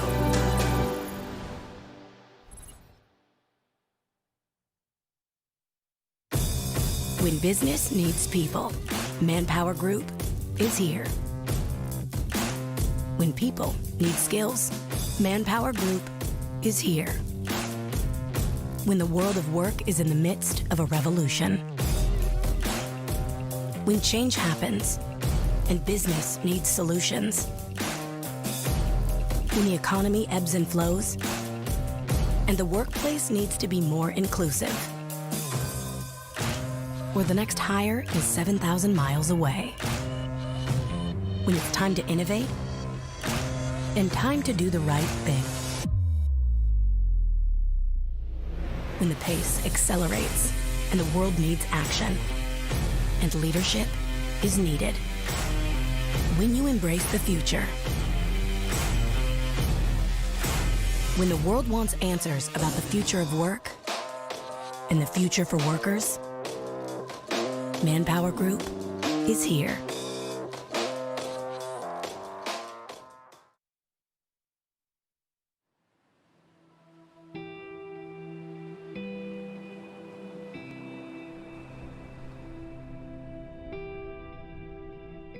El plástico que hay en nuestros océanos es un problema enorme. Está dañando la vida marina, contaminando ecosistemas, incluso llega hasta nuestra mesa. Debemos tomar medidas al respecto y hacerlo ya. IKEA está decidida a tener un impacto positivo y a asumir su responsabilidad en los ámbitos donde podemos ser relevantes. Además de eliminar los plásticos de un solo uso, queremos convertir los residuos plásticos en un material para el futuro. Creemos que colaborando con otras organizaciones y empresas, podemos crear una demanda creciente para este material utilizándolo en nuestros productos para mantenerlo fuera de los océanos. En este proyecto, estamos colaborando con Sequal, una iniciativa que trabaja con pescadores, comunidades y otras organizaciones en España y otros países para recoger basura del mar. Nos ponemos manos a la obra para resolver este problema. Todos podemos actuar para evitar que el plástico llegue a nuestros océanos. Para IKEA esta aventura no ha hecho más que comenzar.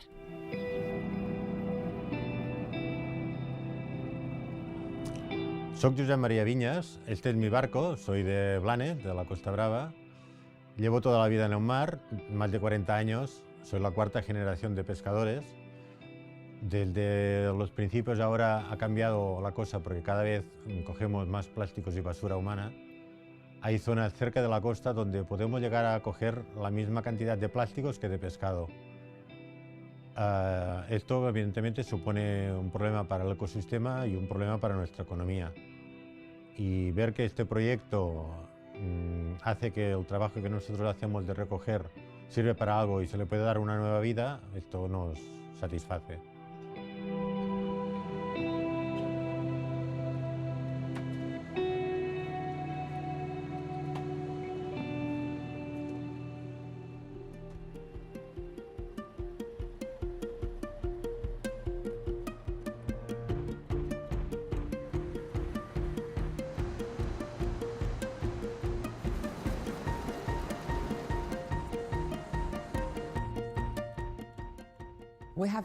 En esta colección hemos decidido diseñar una bolsa porque de algún modo estamos invitando a las personas a no utilizar más bolsas de plástico.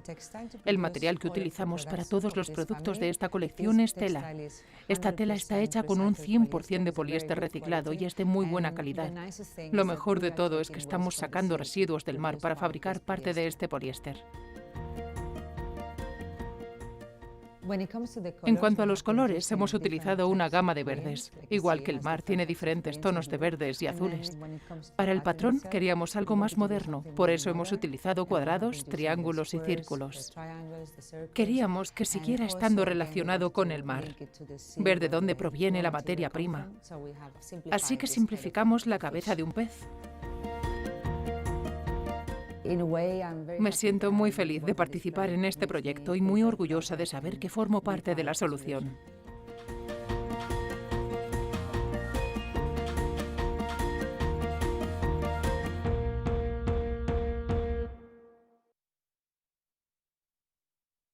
Ese tomate lo ha cogido ella.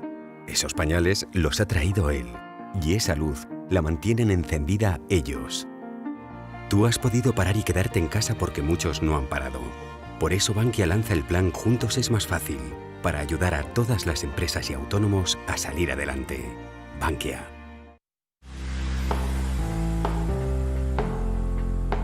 Las ciudades son el epicentro de la acción a nivel mundial. En ellas se desarrollan todas las actividades económicas y cada vez tienen una mayor relevancia en temas climáticos. Y más si tenemos en cuenta que de cara a 2050 la población aumentará en las ciudades hasta alcanzar el 70% de la población mundial, con todo lo que ello supone en términos de demanda energética, demanda de recursos naturales y emisiones de gases de efecto invernadero. Este año, desde el área de sostenibilidad urbana, trabajaremos en el enfoque de la colaboración público-privada para conseguir unas ciudades más sostenibles.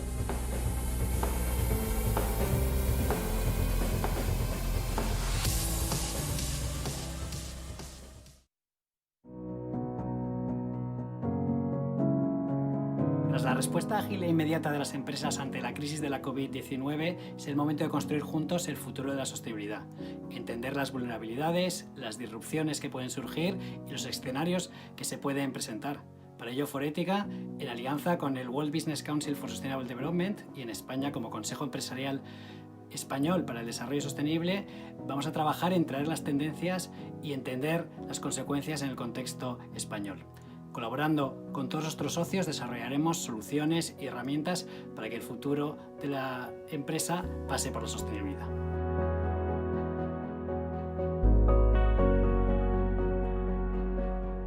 Este proyecto trata de analizar las consecuencias a largo plazo de esta crisis del COVID-19, que es una crisis sistémica y estructural, y que va a comprometer la forma en la que desarrollamos nuestras operaciones, gestionamos nuestro capital humano y cómo también esto impactará en la rentabilidad de las compañías. Por eso vamos a trabajar con consejos de administración, con la alta dirección de las compañías y con áreas como la sostenibilidad, áreas de salud y de riesgos presentes para poder tratar de encajar cuál es el modelo a futuro de compañías.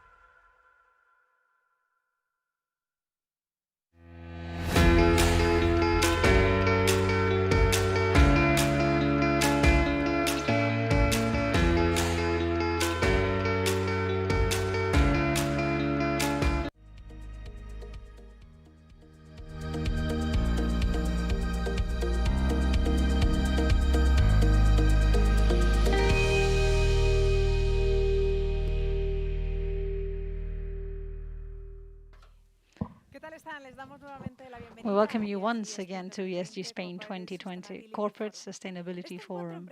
This business meeting, organized by Forética, year after year has positioned itself as a benchmark event in business sustainability, which is of environmental, social and good governance aspects that affect both companies and at the same time pose a challenge and a great opportunity.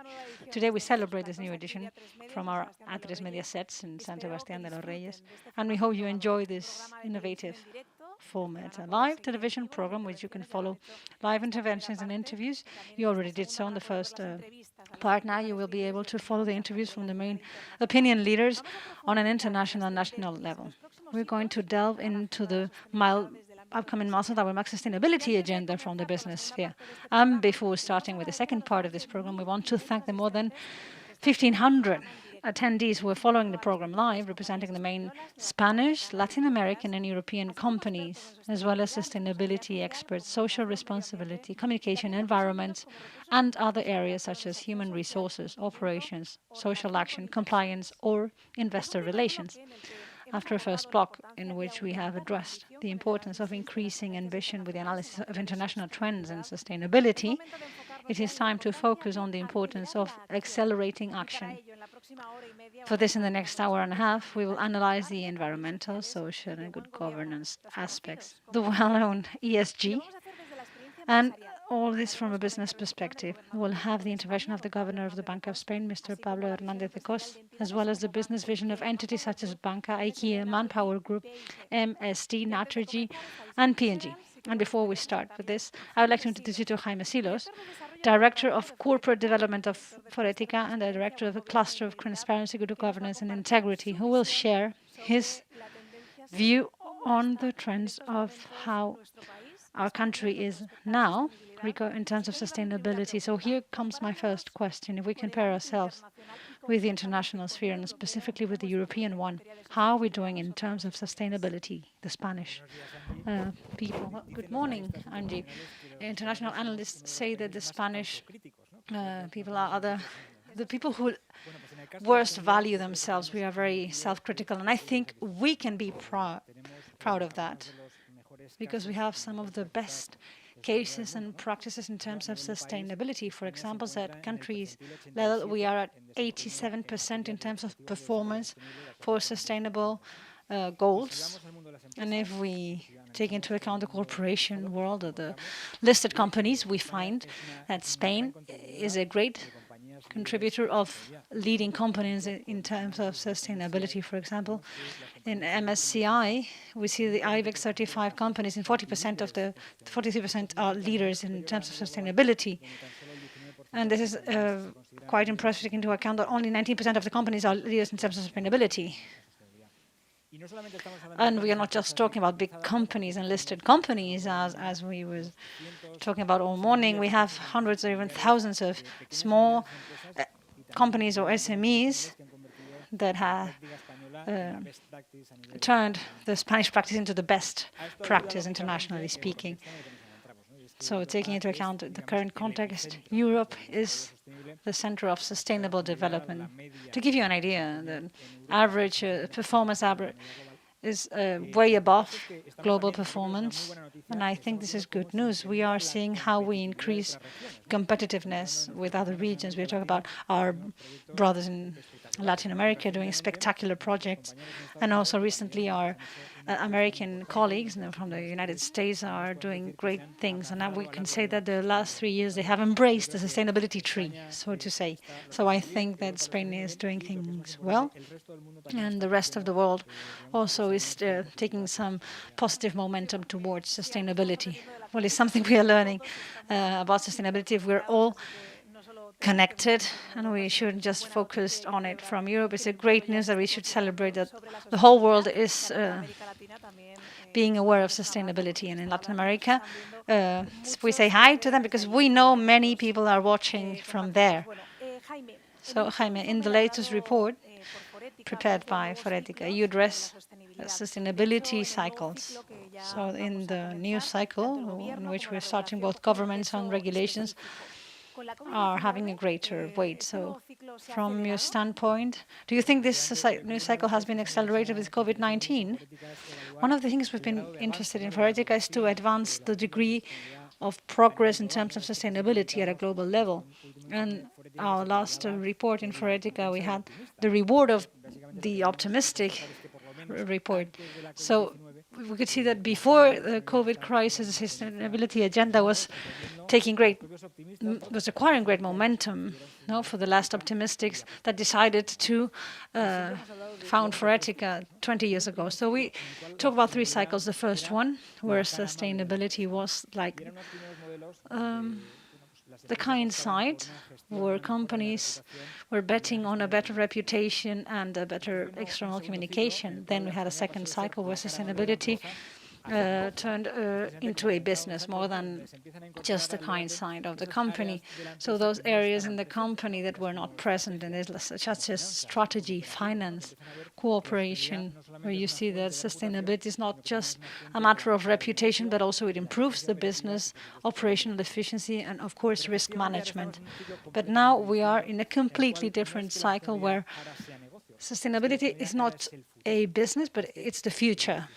If we analyze it, the last 12 years, we've gone not just one systemic crisis, but to one strictly finance crisis, such as the real estate crisis, and now the COVID one. And the frequency and intensity of this crisis start to accelerate. So this reveals a series of deficiencies in our economic system that have to do with sustainability. So in order to be able to meet our goals or challenges, the only way to do so is through sustainability. So for this, the UE, that Green Deal, which is their main focus, has to do with investing in that social, economic, and environmental transition towards a more sustainable development. And in this sense, how are analysts behaving and investors? The role of investors is crucial. Everything that has to do with transforming a system towards more sustainable systems, and we're talking about small systems such as the energy system, circular economy, and this requires a massive investment. We're talking about investment of millions and millions of euros and dollars. And we always say to our investors that they are facing a great opportunity because they can become the heroes, the protagonists of the film. Investors sometimes don't have the greatest. Well, they are not perceived as they should be. They talk about being short-term, speculation, etc. And this is not always the way they are. To decarbonize our energy system, we have to invest at around $120,000 million. So if we compare to Spain's GDP, we are talking about 86 times the GDP, so 86 years of our lives, so a full generation. That's the volume of investment we need. So we need mechanisms that facilitate this. And for this, and I mean, wow, that's a great figure. Yes, this is concerning. Well, I'm going to give you a positive piece of information so that you can see that a great part of the community has gotten into action. We can see that global sustainability indexes have beaten traditional indexes in terms of profitability and lower risk. And this is a bit technical. This is financial alchemy. Because when you finance a lower risk and a greater investment, you generate a much positive valuation of sustainable companies. So that the markets right now are being hard on the companies that are not so sustainable. Well, thank you very much, Jaime, but stay here right beside me because you will continue contributing many things. You already told us that what you consider essential to get into action, because on the second block we're going to focus on accelerating action, especially in a time as complex as this one, and that we are trying to face this challenge now. To focus on the ESG aspect, I would invite you to carefully analyze each of these aspects that's sharing the business reflections and concrete experiences of the companies. And I'd like to invite here Mosiri Cabezas. Good morning, Mosiri. She is a Director of Business Development and Transformation in IKEA.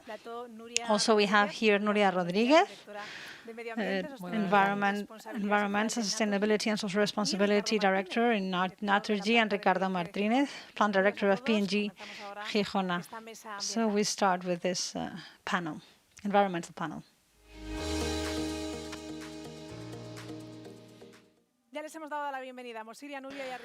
Well, now if I come, before getting into business, I told Jaime not to leave me, because before we start with this panel, I'd like that from your perspective in Forética, you give us 3 headlines that Forética consider essential in this panel, environmental panel. Well, the headlines have been prepared by our 17 specialist team. And let's start with the climate change. Our team here emphasizes 2 main headlines. The first one is that the 5 hottest years since we have registered the temperature have taken place since 2015 until today. So we have been increasing this every year. So we have increased 1.5 degrees. So we have exhausted 2/3 of the safety margin given to us by the scientific community. And another one in terms of circular economy. Our action group tells us that the circularity rate, the rate with which we reinstate the materials in the productive circles, is just 8.6%, meaning that 94% of the impact we generate when we use the resources are lost, because we only regenerate them once. Well, with those headlines now, I would like to introduce IKEA's experience in the environmental sphere. And before I give the floor to Mosiri, I invite you to watch Tienes this el poder video. de marcar la diferencia desde el momento en que te despiertas. Abastece tu hogar con energía solar. No malgastes agua durante la ducha. Siéntete a gusto. Seca la colada al aire en lugar de en la secadora. Aprovecha la comida que te sobra y reutiliza las bolsas. Deja el coche. The food in excess. Don't use the car. Move your legs. Become a recycling expert. Offer all your treasures a second opportunity, because good friends are forever. Eat greener. Why not try some new vegetables? LED are always a brilliant idea. One day may make a great difference. So a better world can start in your home. So let us delve deep into this idea. Mosiri, thank you for being here. From your vision as a Director of Business Development and Transformation in IKEA, what do you think companies should do to take care of the environment? Well, I think, first of all, thank you for counting on us today. I think this is not a task that can be made by ourselves. I don't think IKEA or any company can work alone. We have to work in a united way. Every company and individuals, everyone has a great role. And in IKEA, we work to create a better life for everybody in their homes. And in the end, our home is our planet, and we have the responsibility of taking care of it for us, for the future generations, and for our companies in the future. So we are working in every part of our value chain. From the moment we design, we obtain resources, we manufacture, in the transport stage, furniture, from furniture to food, energy, transport. Every single step of our chain has to be redesigned to think in a world beyond today. So we are working on 3 main lines to help us build a more affordable company, more accessible company, and more sustainable one in the future. So the 3 lines we are working on and that we have to have ready before 2030 are: we have to inspire, have to facilitate most of the people in Spain. We are almost 20 million homes to have a more sustainable life. Our customers tell us they want to live a more sustainable life, but they don't know how to. They always consider this to be an expensive thing. So our responsibility is to put in the hands of our clients, as you saw in the video and in most of the homes in Spain, solutions, to provide them with solutions making our lives easier, more sustainable, more circular, as you were saying. Secondly, that everything we do not only has a negative impact, doesn't have a negative impact, but it has to have a positive one. No? Then we'll talk about giving back to the earth what we take from it. And thirdly, to regenerate resources as we nurture from them. I think that it's clear that we've been a long time talking about sustainability, but the scientific community tells us that we have less and less time. We have 10 years, have to go fast, and we have to work jointly. We have the purpose of continuing doing so in our value chain, but also making sure that we raise awareness in the society and this country, and we provide them with tools so that we can work on the 3 pillars: companies, public administrations, and citizens, so that we have the tools not to lose a single day, not to waste that the scientific community is telling us that lie ahead. In the first block, with the 4th Vice President and Minister for Ecological Transition, we've been talking about the circular economy. I would like to know, what is IKEA doing to promote the circular economy? You were mentioning earlier a small percentage of circularity in Spanish society. Our goal is that for 2030, 100% of our activities are circular. What does this mean? Many things. We want to be circular globally. From the design stage, we want to design in such a way that our logistics would allow us to have products everywhere. Now we want circularity by design. We're going to use clean energy. A percentage that is still quite limited. 80% of the energy we use is renewable, and we want to produce it ourselves before 2030 by using solar panels. You've probably seen solar panels installed in our premises, in our stores and offices. I'd also like to tell you that we're going to start training solar panels in a sustainable, affordable way. So we're going to trade renewable energy from IKEA, and we're going to start selling these solar panels. Our materials are going to be either recycled or recyclable. So for us, Angie, our entire value chain needs to be redesigned to meet this goal. Transportation, for example. How is it that we are able to bring together the customer's needs and our ambition as company? We want our companies, our customers, to be able to live a better life. But we want to make sure that we have a minimum carbon footprint. Our customers are asking for greater agility, efficiency, and we want to be more efficient. And we want to be 100% circular by 2030. This is a very ambitious target, and we're going to work relentlessly to meet these goals. We believe that doing things well is a good business, as mentioned earlier by another speaker. We need to learn that if we do things well today, it will be good for our business, because that which is good for people and for the planet is good for everybody. Well, I hope that in 2030, when we are meeting here once again, that dream has become a reality. You've been talking about IKEA's vision as a company, but as a consumer, how does IKEA help me be more environmentally friendly as a consumer?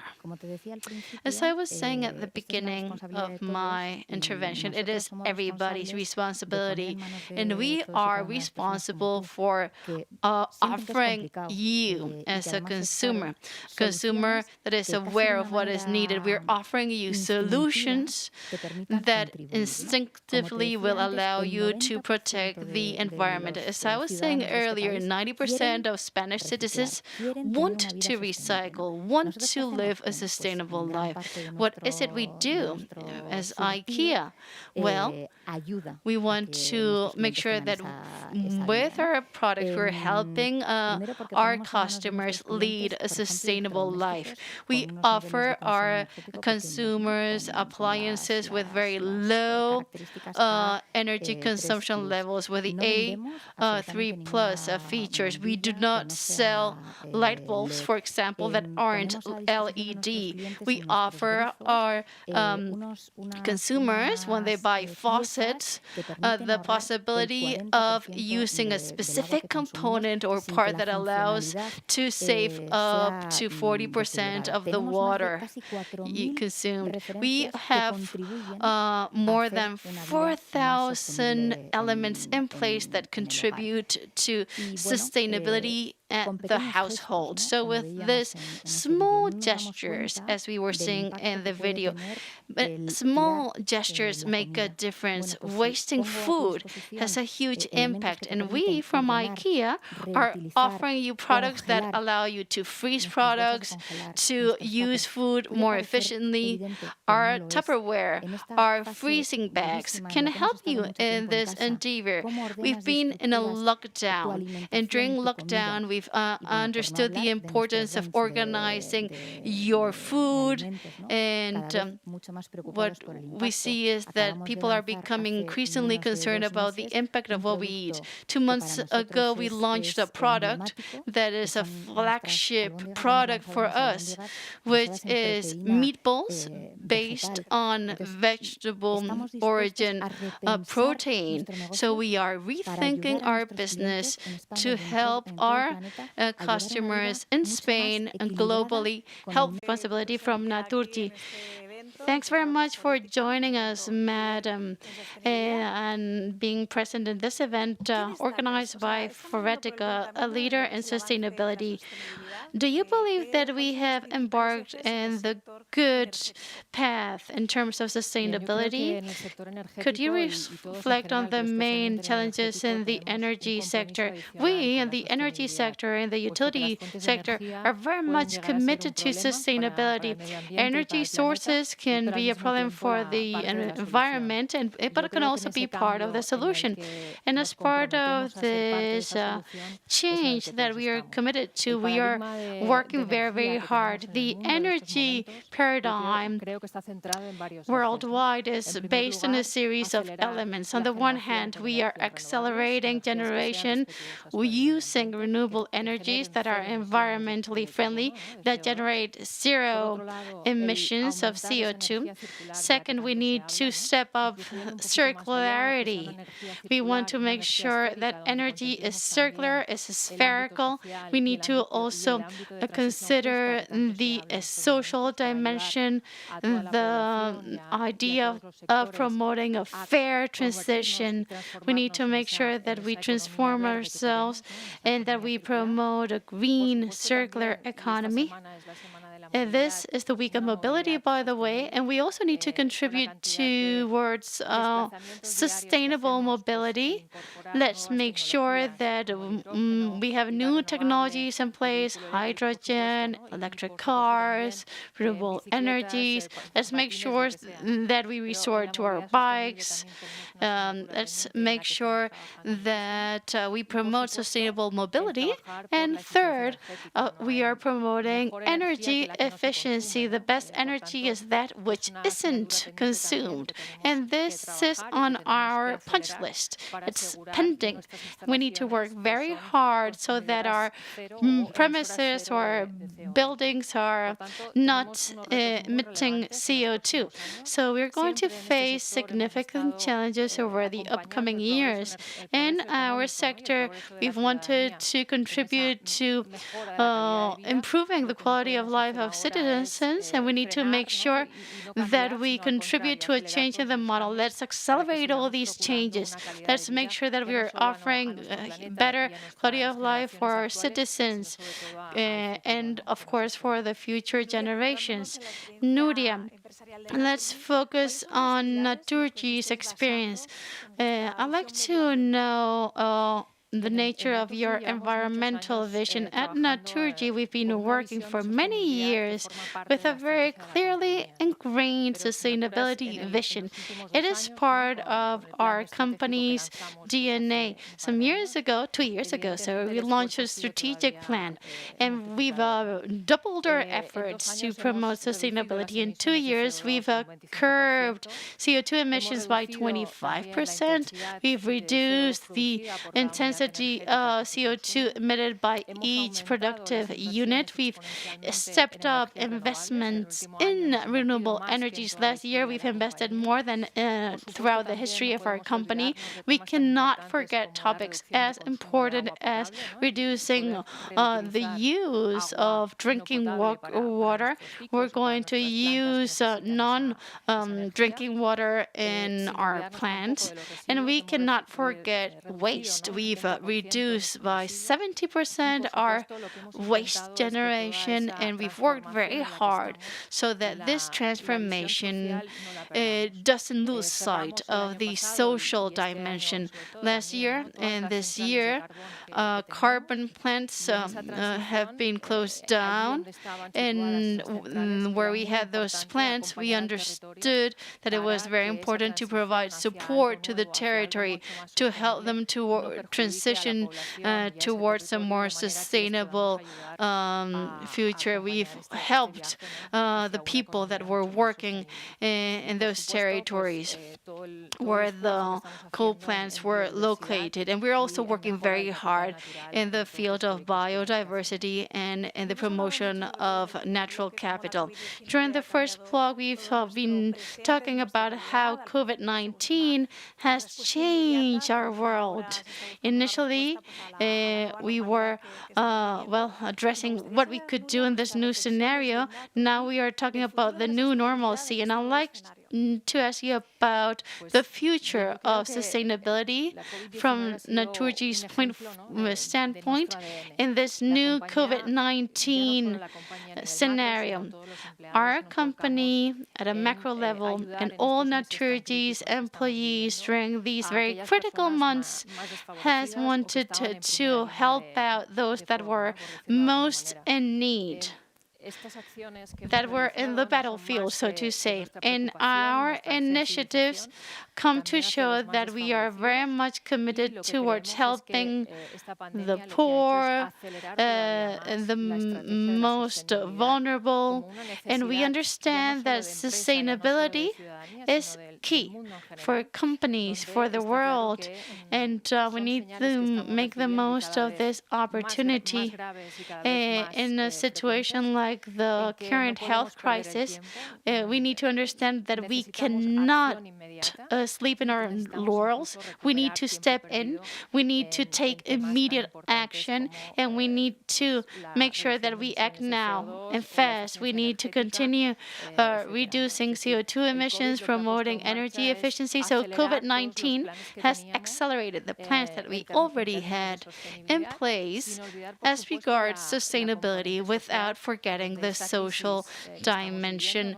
This crisis that has hit us hard, this pandemic that is going to have and is already having a huge economic and social impact. We need to make sure that we do not leave some people unattended, unaccompanied. We need to give a helping hand to the most vulnerable.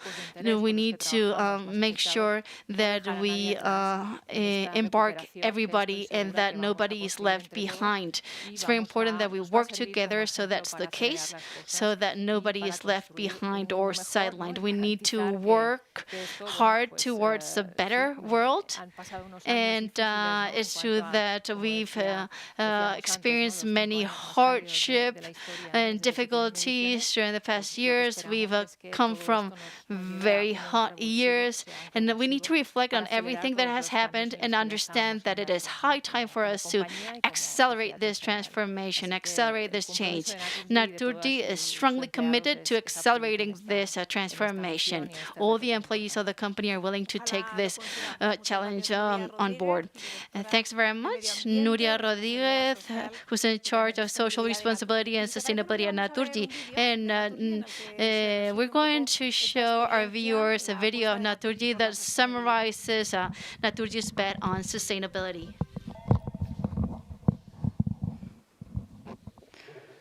In Naturgy, we work together for sustainability.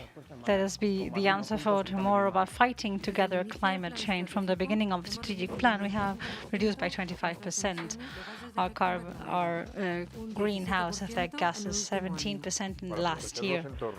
To protect the environments where we work in, amongst other projects, we have reused more than 23 million cubic meters of our facilities, reducing this way reduction of drinking water in dry areas.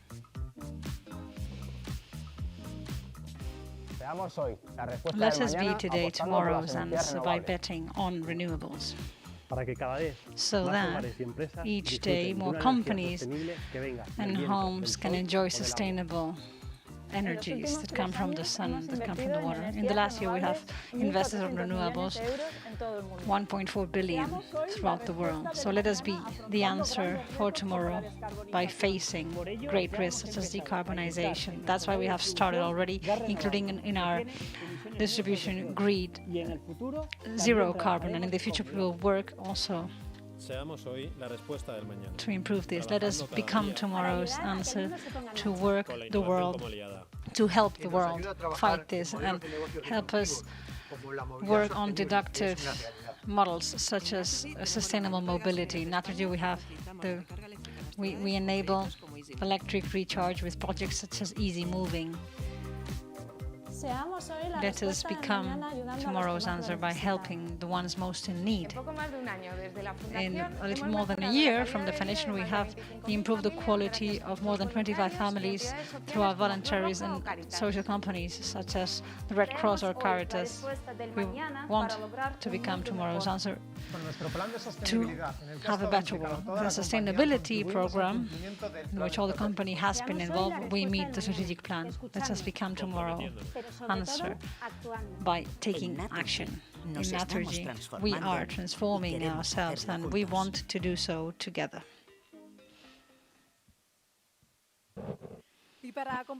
Well, and to have one more view, we have Ricardo Martínez, the director of P&G Plant from Gijona. Ricardo, welcome. Well, let us try and see and watch a video before you start your intervention on climate action from the Procter & Gamble viewpoint. This is our planet. It's our home. And our window to protect it is now. Reducing emissions is the most important step to combating global warming. In addition, natural climate solutions can help remove and store carbon from the atmosphere using nature itself. These combined efforts can help change the course of our planet's future. The next 10 years is critical. It's one of the reasons we're so excited to, in addition to the goal we've made between 2020 and 2030 to reduce our Scope 1 and Scope 2 emissions by 50%. Today, we're announcing that we're going to advance natural climate solutions to cover the other 50% and be carbon neutral for the decade. That's why Procter & Gamble is working with groups like Conservation International and World Wildlife Fund to protect, improve, and restore carbon-rich ecosystems all around the globe. It's our planet, our home, and our window is now.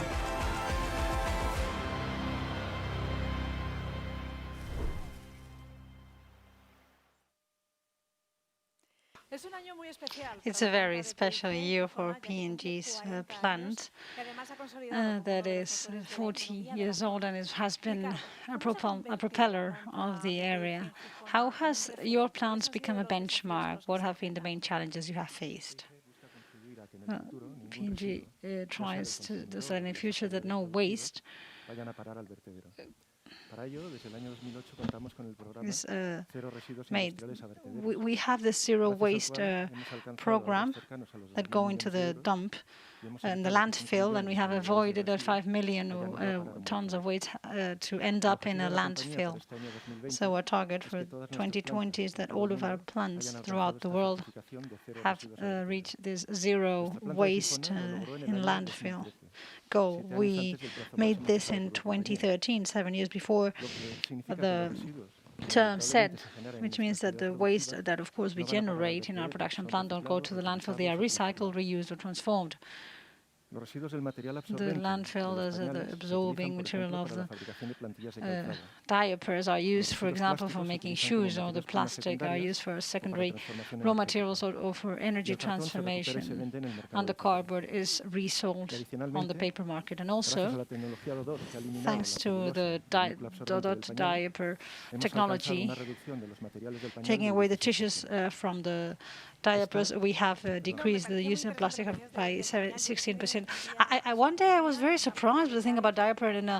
When I was on the beach in Cádiz, and they told us how the diaper was disintegrated, and the thing about diapers was surprising. That's just I didn't want to interrupt you, but it was a piece of information that surprised me. So congratulations for that, because I was surprised when I learned about how many years it takes to recycle or to disintegrate a diaper. And also this reduction by 16%, we have also reduced by 50% in the last 25 years. So all the reduction has helped us reduce the necessary material for packaging, but it has been reduced by 70% in the last 2 decades. And also, this reduction makes it that for us to need less trucks on the road, because we can fit more diapers inside each truck. Well, this is a compulsory question I'm asking all of the speakers. How has P&G reacted facing the COVID-19 crisis? Well, our first priority has been our workers. We would have liked for all to be able to work remotely, but in a plant, most of this is not possible. And in order to guarantee their safety, we guaranteed our teams and safety protocols, and we provided PPE when it was very difficult to get them.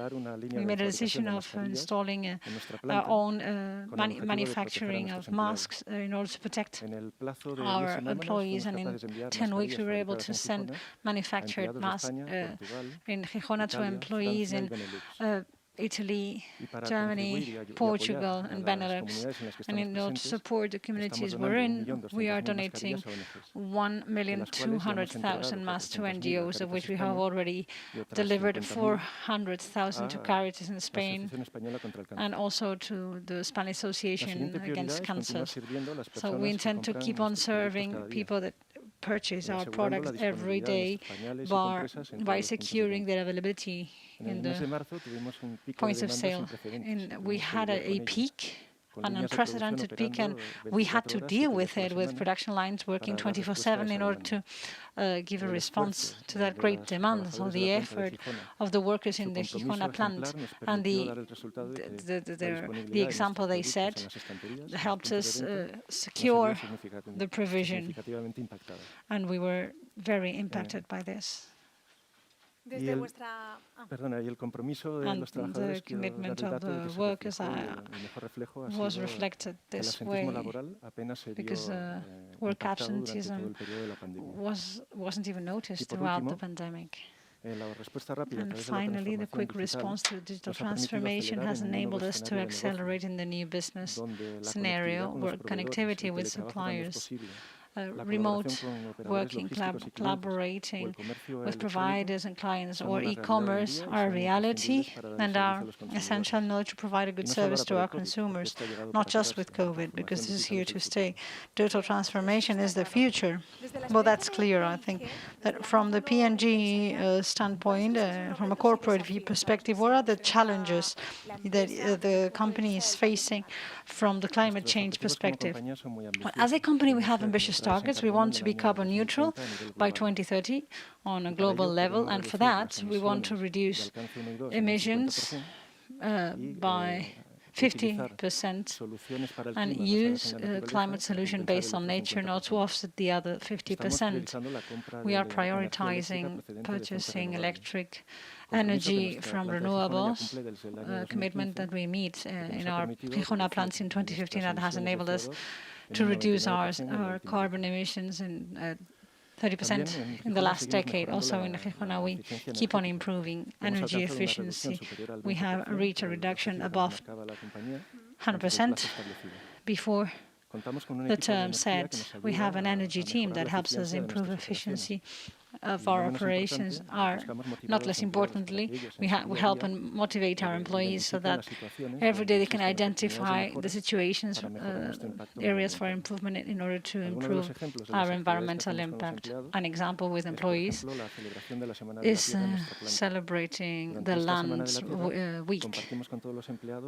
Here we share everything we've done in terms of sustainability so that we can raise awareness and also to try to awaken inside of them a behavior and sensitivity that can make a difference.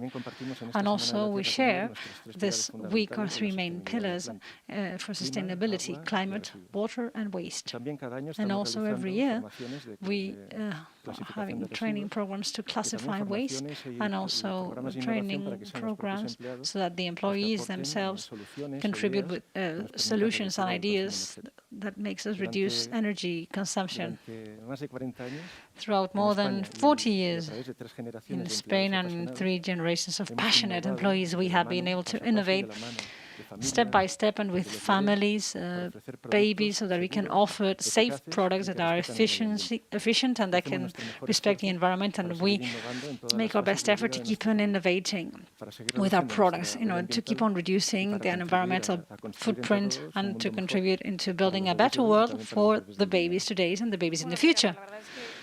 Ricardo, I loved what you said because many times throughout your intervention you talked about the commitment you've had with your employees, which I think is essential, especially in what we've gone through, and to thank you for being here in this Forética event for sustainability and congratulate you for that plant in Gijona. You are celebrating our anniversary, and thanks to you all for having shared your views, experiences, IKEA, Naturgy, also P&G.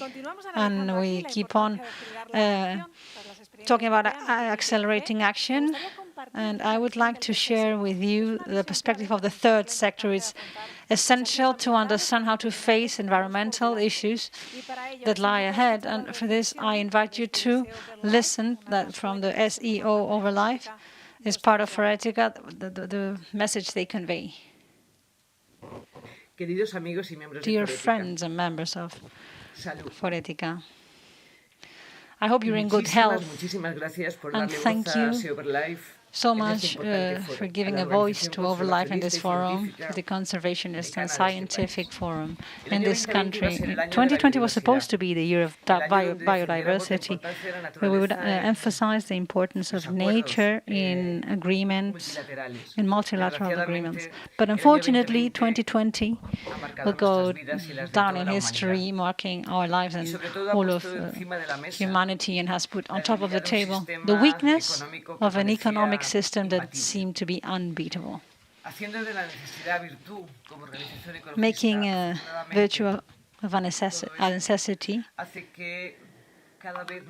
This has resulted in more voices supporting the fact that paying attention to the environmental crisis is the best way to get out of this social and economic crisis, unprecedented crisis we're in. Inside this framework, and very appropriately so, and being ahead of what was to come, Europe approved the new Green Deal. And also, in this green transformation, they have now focused on a safe and historic bet. In this economic incentive package for this.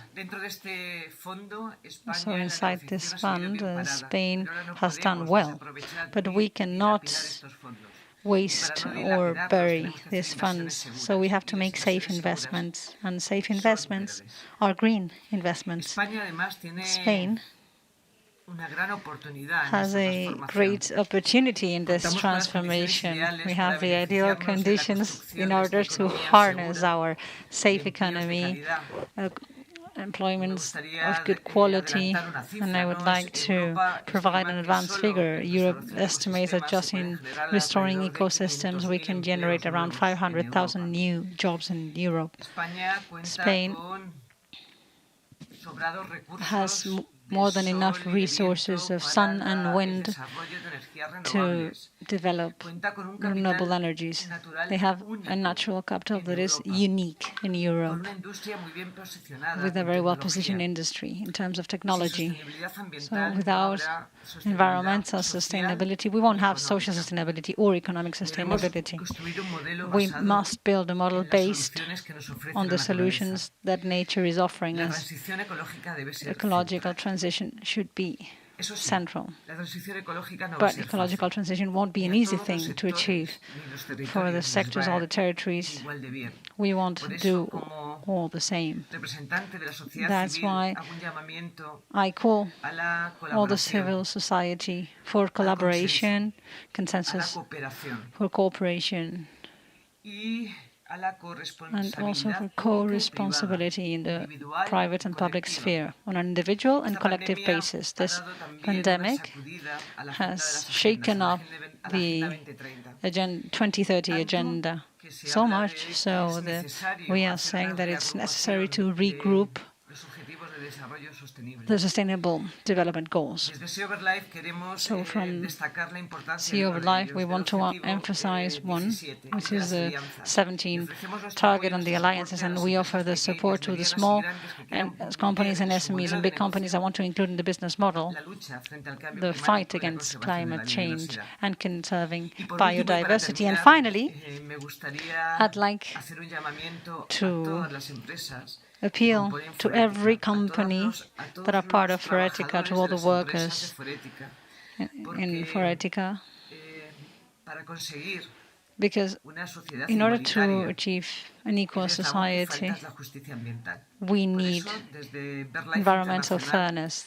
That's why we have started a campaign, the One Planet, One Rights campaign, that intends to demand and support the UN so that after the pandemic, the environment becomes a human right.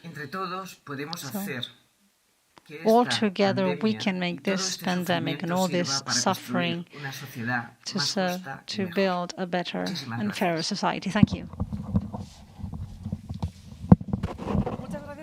Thanks very much, Asunción Ruiz, for summarizing the view of the third sector. And this brings to an end our section on environmental issues. Now we're going to delve into the social progress that has been secured. And to address the social dimension, we're going to now open up a conversation with a series of speakers. And I'd like to invite to this TV set María José Martín, General Manager for Talent Solutions, Right Management on Mango Group. Good morning, María José. How are you? It's our pleasure to have you here in this social roundtable. And Ana Angelique, I have pronounced her name appropriately. She is the President and General Manager of MSD and member of the Honor Committee of the 8th edition of ESG Spain 2020. Welcome, both. And as we've done in the environmental table, I'd like to ask Jaime first for 3 social headlines from the standpoint of Forética. Good morning. Our social impact cluster has told us what McKinsey was saying before the pandemic. McKinsey was saying that many jobs were going to be lost because of digitization. And this consultancy firm said that in a context of major disruption, this process could accelerate. So, in line with what the OECD has said, in the OECD, 18 million jobs have been destroyed as a result of the pandemic. And the ILO, the International Labour Organization, has said that we have lost many hours of work. And this, of course, has a huge impact in terms of wealth generation and in terms of inequality. And our colleagues from the cluster tell us that in the world we have 665 million women less in the job market than men. We're talking about a huge pay gap as well. And should these women decide to build a country, it would be as big as Germany, the UK, and Japan together. Thanks for that headline. Thanks for shedding light on this. Thanks, Jaime. And now I'd like to introduce you the experience of the Manpower Group. We are living a pandemic that has inevitably also had an impact on this event. And Maria Jose, it's a pleasure to have you here to talk about the future of employment that is going to be very much affected by Manpower Group. A new day is born. A new beginning is born. A new world. A world in which, thanks to connectivity brought about by technology, you're going to be able to choose how you go to work and with whom.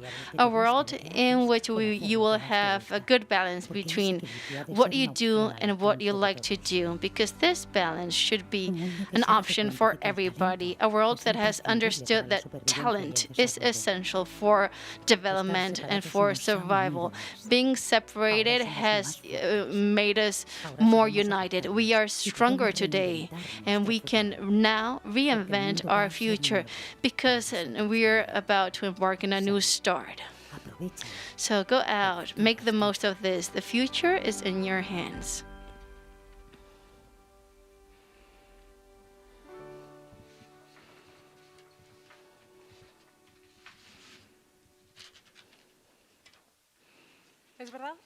It's true. Future is ours. The pandemic has changed us, has accelerated the transformation of society, of companies, and the world of employment.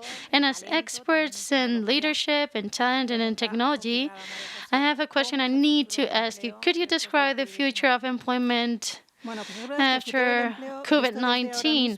Well, the future of employment is hard to assimilate considering the data that Jaime put on the table. And the Manpower Group Index a month ago said that more than 800,000 jobs have already been destroyed. We may reach 19% unemployment rate.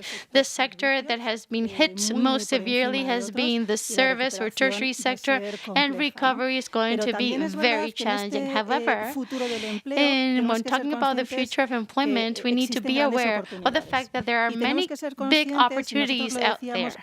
And we need to be aware of this. Before the pandemic, we had 13% unemployment and we had 41% talent scarcity. So the fact that we have more people unemployed doesn't mean that we have more talent available. So the future of employment has to do with considering first how it is we want to build our companies.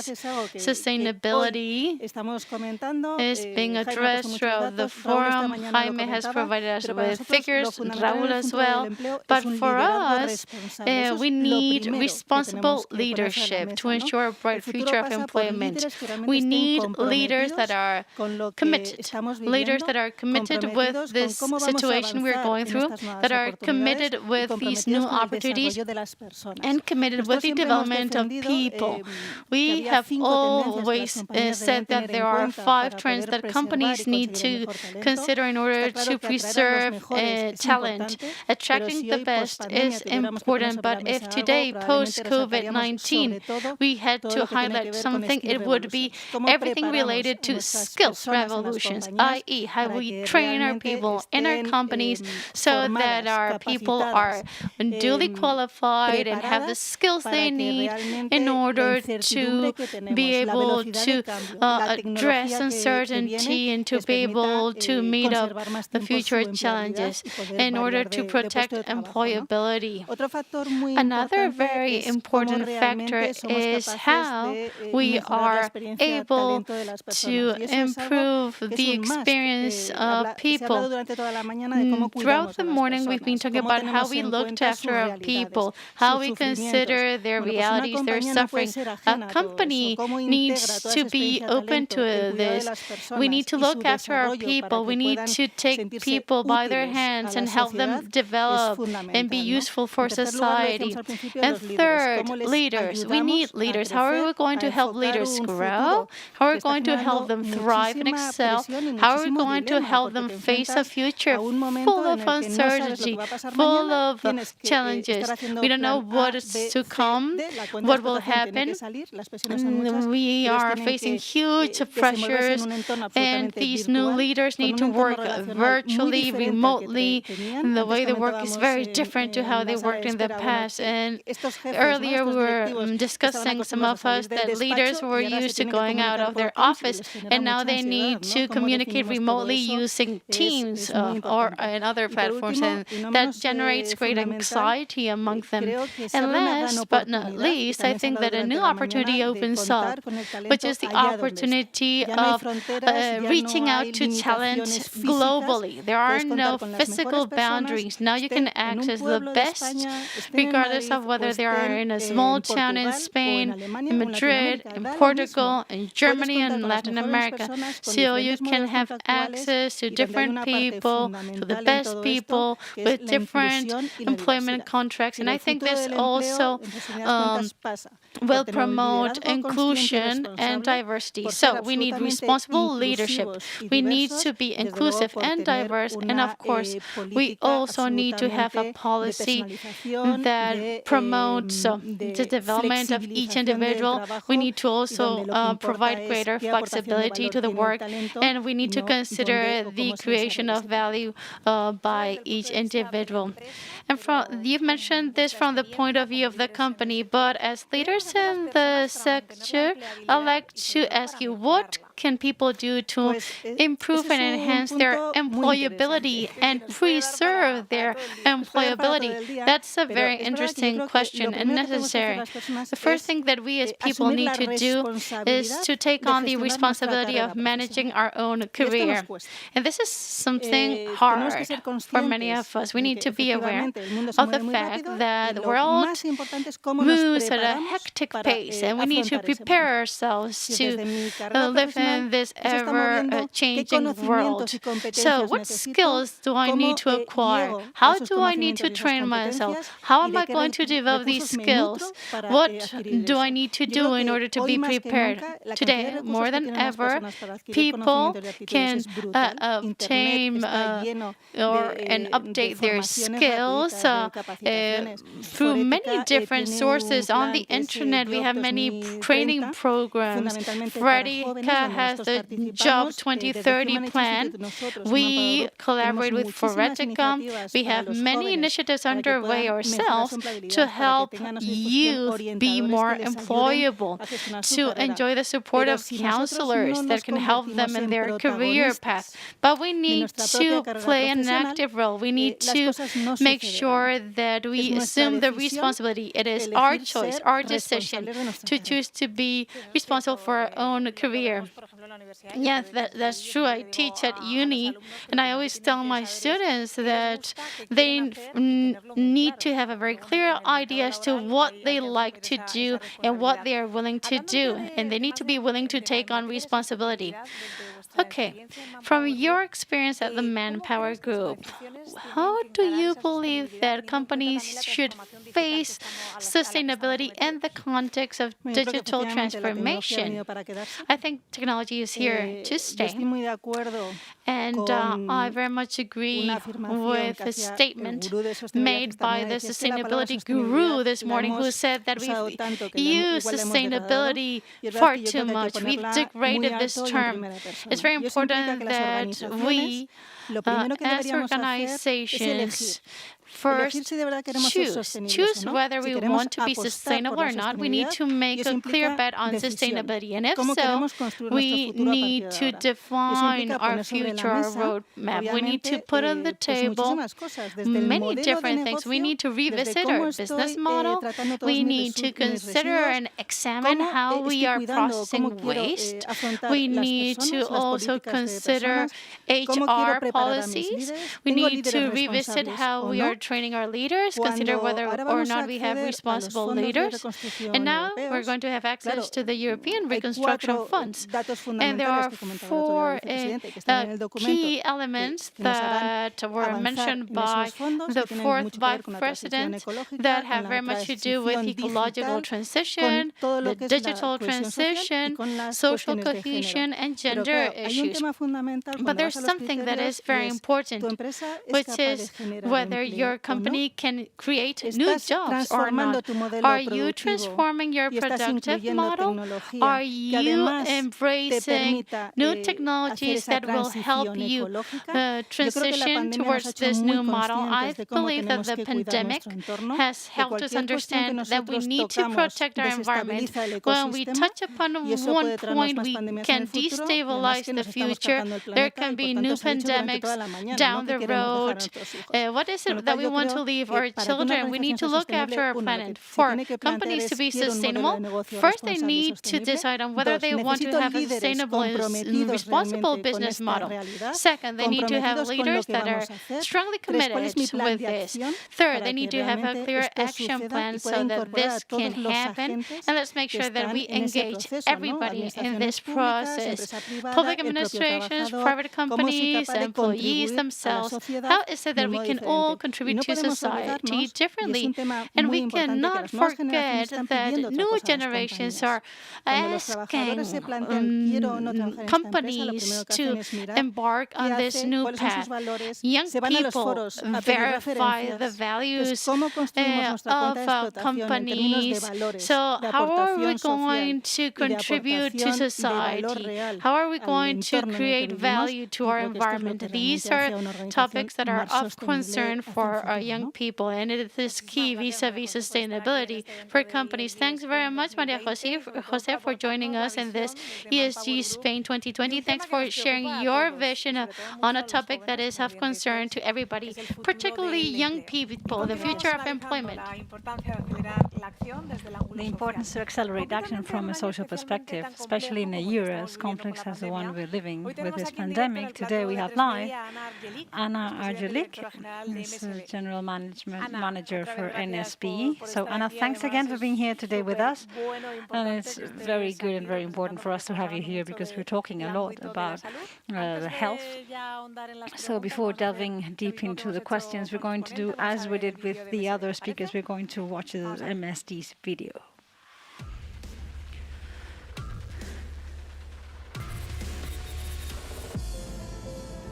Son nuevos tiempos.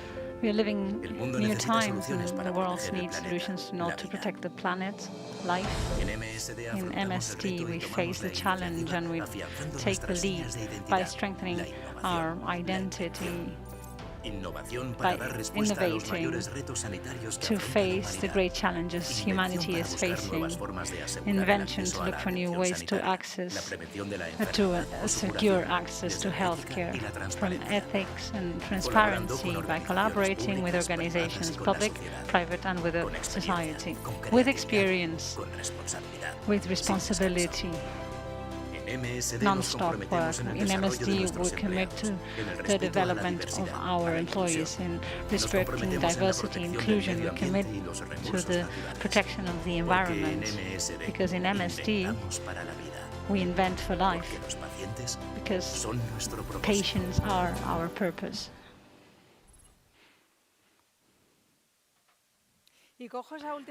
And let me take this last sentence in the video to tell one of the most famous sentences of George Mack, your founder, who said that medicines are for people, not to seek profit. So how have MSD done this philosophy? I think it's important, and the video shows this. We've always been, in the last 125 years and more, than inventing for life, and I think that oncology is a good example. We have a regulation of important treatment, but taking into account the current pandemic, I think it's important.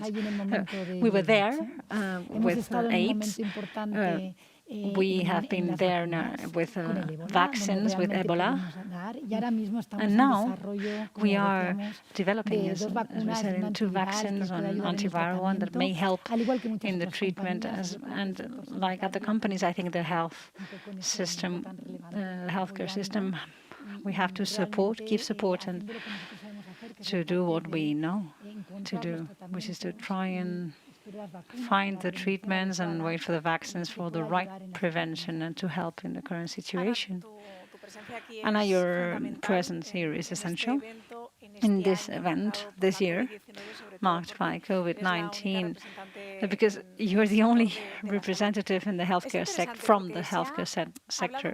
And it's interesting because we talk a lot about the link between COVID with climate change. When we were saying that the planet is on the edge, that we are destroying it, that this may lead for more diseases that we have overcome, or new diseases such as the coronavirus. So in MSD, how are you preparing yourselves for climate change, taking into account that it may also be one of the elements that may benefit something as important as improving people's health or fighting the global pandemic? I'm going to tell you something first. So, in the current situation, we find ourselves with a great challenge, and I think that the public-private collaboration between public companies with all the players is essential. And I think that companies such as ours that invest more than 9.9 billion in R+D have to continue investing, and we have to get there. And I think people must understand that we are not just on the human health side, but also on the animal health. And the current concept that has to do with One Health is to make sure that both people and animals have all the treatment. So investing in vaccines and antibiotics is very important too. And thirdly, we have the planet part. We have an important commitment, and I think many companies have seen this, and I don't want to say the same thing, but we have the net zero emissions, and an important part that produces vaccines for animals in Salamanca, which is sustainable and which is investing a lot in solar energy. We collaborate in many different places so that our car fleet is sustainable, is hybrid, electric. So we've seen many examples throughout this event, and I think that the international companies should set an example, but I also like the individual commitment. That's why we have volunteering policies that are very strong, where, especially during the pandemic, we're able to set an example and to have a part where they're going to the emergency rooms or by providing some drugs that have been essential. So if we have the right values, we set an example and we are able to build, we will be able to give everything we can do by inventing everything we can for the people, for animals, and collaborating as much as we can for the planet, and this way build what I believe all the agents should do jointly. Anna, as a journalist, I have to ask you this question. The vaccine of COVID-19 is something we are all looking forward to with a bit of anxiety. Do you think such a fast vaccine is possible when taking into account that usually they take years, and in that sense, do you think we'll have first the vaccine or the herd immunity, such as they say, will come first? Well, first of all, I am not a doctor. This must be clear. So I'm sure there are people with a better scientific background. But I think MSD, we're not the only company. We are investing both in treatments to help right now, antiviral treatments, and also in vaccines. Here, science has to rule. We have to do with the FDA, the Food and Drug Agency, and the European Agency. They have set a clear policy on how to make the assays, and I don't think any company won't follow all the protocols. I think they will all do so that the vaccines are efficient. In MSD, we have chosen two platforms well known. The one from Ebola, the one we developed with the Ebola vaccine, that we supported at a very important time. And also with the measles vaccine. And so the clinical assays are essential. And you should, I want you to understand that the science predominates, and I understand you're receiving so much information about what's happening on every clinical step in every company. But a vaccine will never be approved if it's not safe enough, because it's intended for healthy people. So we should let people do their work.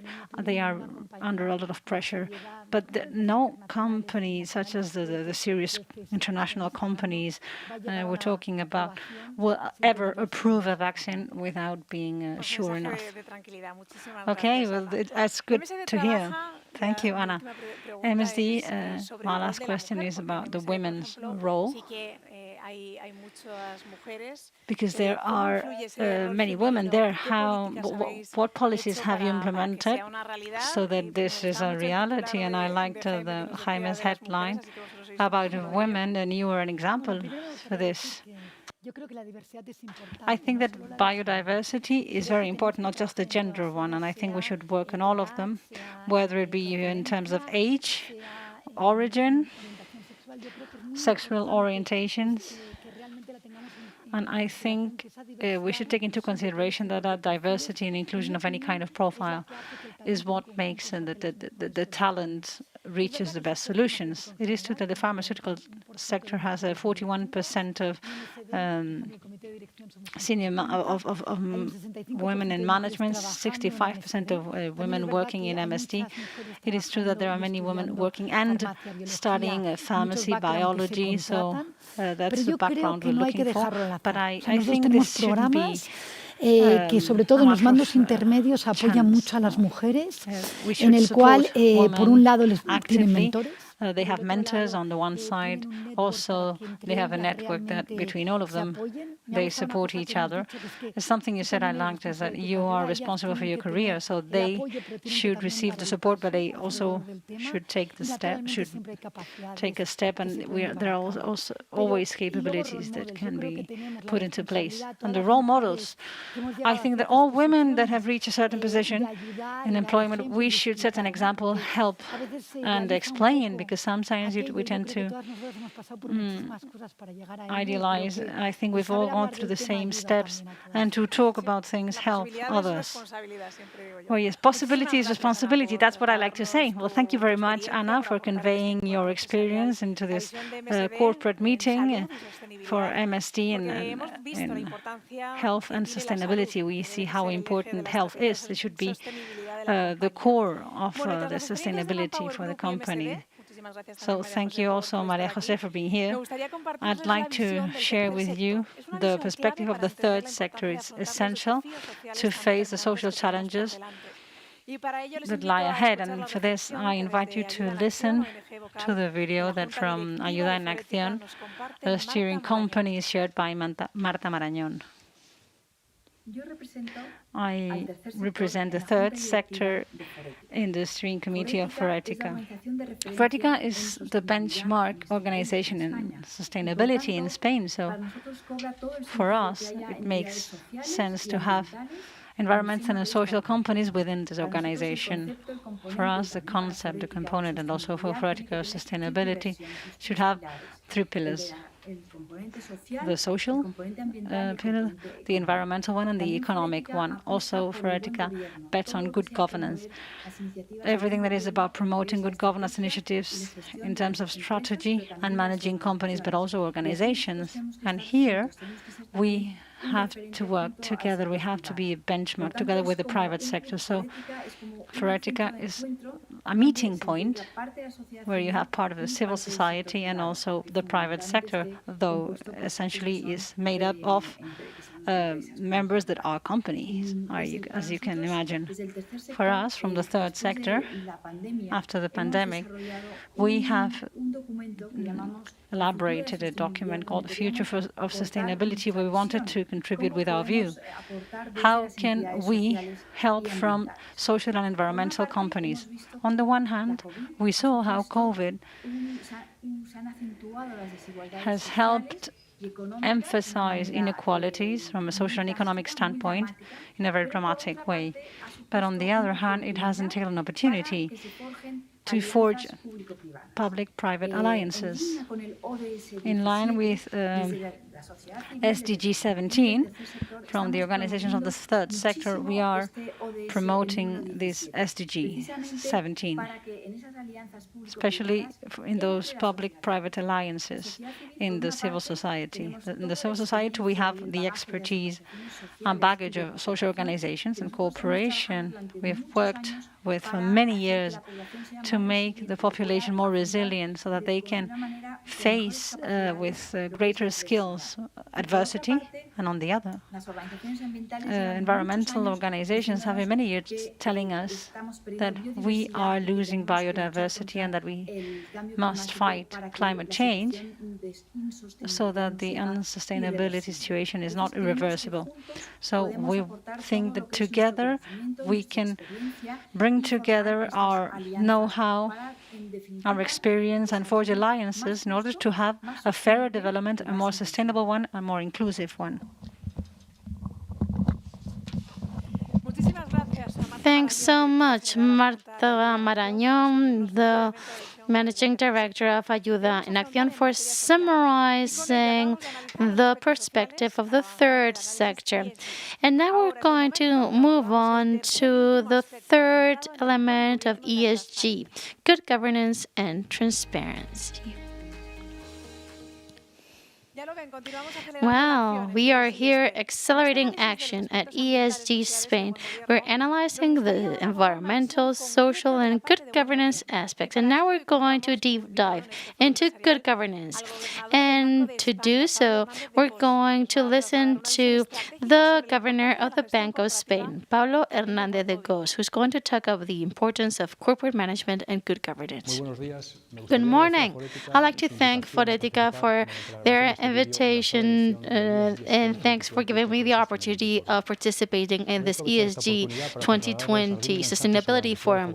I'm going to talk to you about how we need to promote a more sustainable economy. The fight against climate change is one of the key challenges our society faces. This is a global challenge that affects all stakeholders and means that we're moving towards a more sustainable model. And for this to happen, we need to change our production methods and our habits, our consumption habits. Since the signing of the Paris Agreement, the EU and our country are being very proactive. Europe leads coordinated action to fight climate change. The European Commission presented at the end of 2019 the European Green Deal that includes a package of measures aimed at achieving carbon neutrality by 2050 and have more ambitious targets for curbing CO2 emissions. In May, in Spain, we sent from the Parliament a new bill that is very ambitious and that is very much in line with the EU project. The idea is that by 2030, we curb by 33%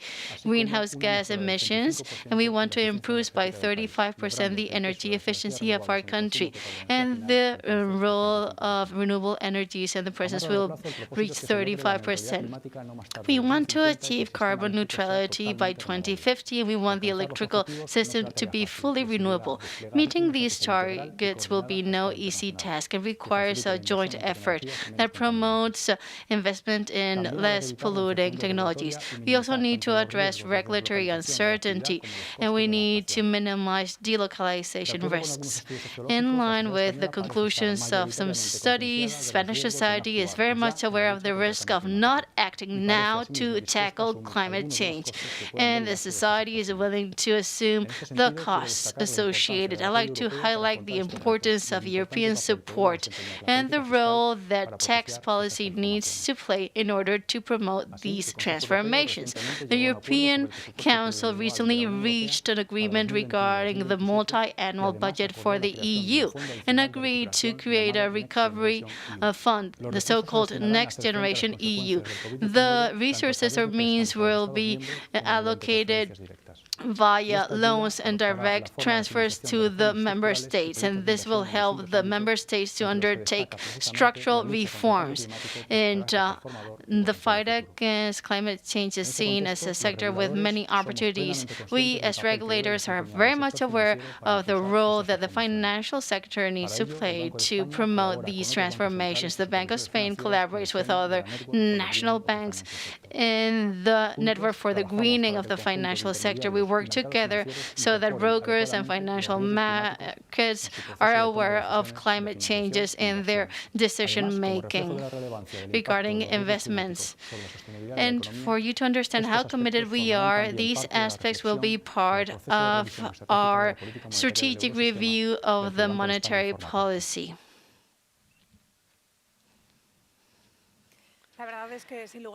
Well, undoubtedly, the governor of the Bank of Spain has shared with us a very specific vision on how important it is to address sustainability from the point of view of good governance. And I'd like to ask Jaime to shed some light on this matter. Jaime, we are making the most of your presence here, sir. Can you give us, Jaime, some headlines regarding good governance to complement the vision of the governor?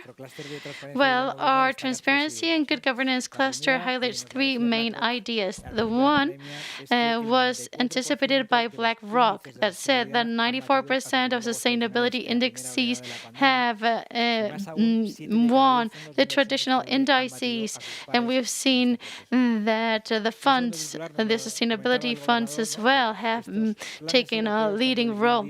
The governor has referred to Next Generation EU and the Green Deal that will inject in our economy 2.4 trillion euros. And tax stimulus is going to be very important. And the third headline, according to our cluster, will be that 29% of IBEX 35 companies already have in their board of directors a committee that addresses specifically sustainability aspects. And when this is the case, they are rewarded by the market because companies with these committees in place perform better. So it's a good incentive. Thanks very much, Jaime. And in order to complete the good governance vision, we have here with us David Menendez, who comes from Banca. He is the manager for responsible management. Welcome, sir. Banca is a success story. It stems from Caja Madrid. It's a merger of different savings account banks, and it is listed in the sustainability index thanks to its sustainability practice. Can you describe this journey, sir? What are the keys to this success? First, Angie, if I may, I'd like to thank Radica for putting together such an extraordinary event with a magnificent honor committee. We always learn with them. And the journey has been a long journey following a long, winding road. And we knew that there was a long journey ahead, and the crisis has hit us very hard. However, we wanted to demonstrate everybody that we were willing to embark this journey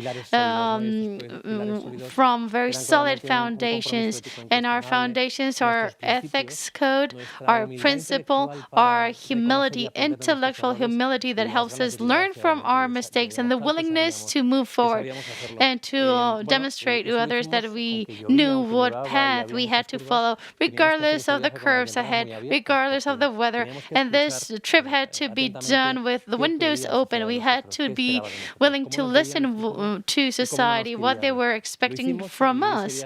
And this trip, this journey has been an interesting one, and we've enjoyed the support of many, and we've been very brave. And it's very important to have a committed board of directors with a very clear vision, forward-looking vision that understands that sustainability is a key element and is embedded in the strategy. We are lucky now to have a very, very talented board of directors with people from different backgrounds that contribute great value. And we also apply the good governance corporate rules. We have a board of directors with many independent directors with great experience. And you need to understand that we are part of that 29% boards that have a specific committee that addresses ESG factors, sustainability factors. And our directors are wonderful.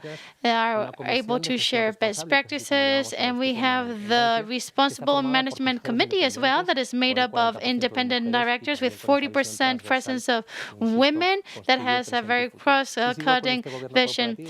And let me continue describing to you how important it is to have a good corporate governance that is very much committed with these factors. And I'd like to mention our steering or executive committee that is very much committed to ESG. And we've always enjoyed the support of the steering committee. We are listed in very demanding sustainability indices. And we enjoy the support of the board of directors of the steering committee. And we are a company that is also listed in the European Dow Jones or in the FTSE for Food. So we are very happy about this. And at Bankia, we've always been told that we need to talk about realities and not wishes or desires. And the fact that a third party examines and audits you and tells you that you're performing well is a good recognition. And when we talk about change in culture, we also talk about how we are able to engage all employees at Bankia. We see that in procurement, we are also performing very well. And when clients come to our branches, they are informed with transparency. The clients have received all the information they need. I could tell you a great deal, Angie. Yeah, go ahead, sir. Let me try to share with you how we address good governance at Bankia. We have a responsible management committee at Bankia that is made up of the units of the bank that are closer to the interest groups or stakeholders. And this hands-on knowledge means that we are very close to the reality, and this is a way of contributing to the future of the bank. This committee is chaired by a member of the steering group. And I'd also like to explain that we have a responsible management plan in place. And this plan is the result of significant work with all the units. We have a materiality analysis duly conducted. We know what the society is asking for us. And we have indicators, KPIs, with follow-up indicators that are reported to the board on a quarterly yearly basis. And we have 5 major lines. We have a solid, robust corporate governance at Bankia. Second, we offer always good service to the client. And everybody working at Bankia needs to be committed to attract talent. And fourth, of course, sustainable development is of the essence because we need to contribute to a less carbon-dependent world. And last, we are supporting society actively. And that's about it. Well, thanks for describing that journey, long winding road with the sun at the end. At Bankia, what are you doing to transition towards a sustainable economy? At the end of the day, what you do is financial intermediation. Well, we believe that we play a significant role. We believe that we can be promoters and that we can drive this change.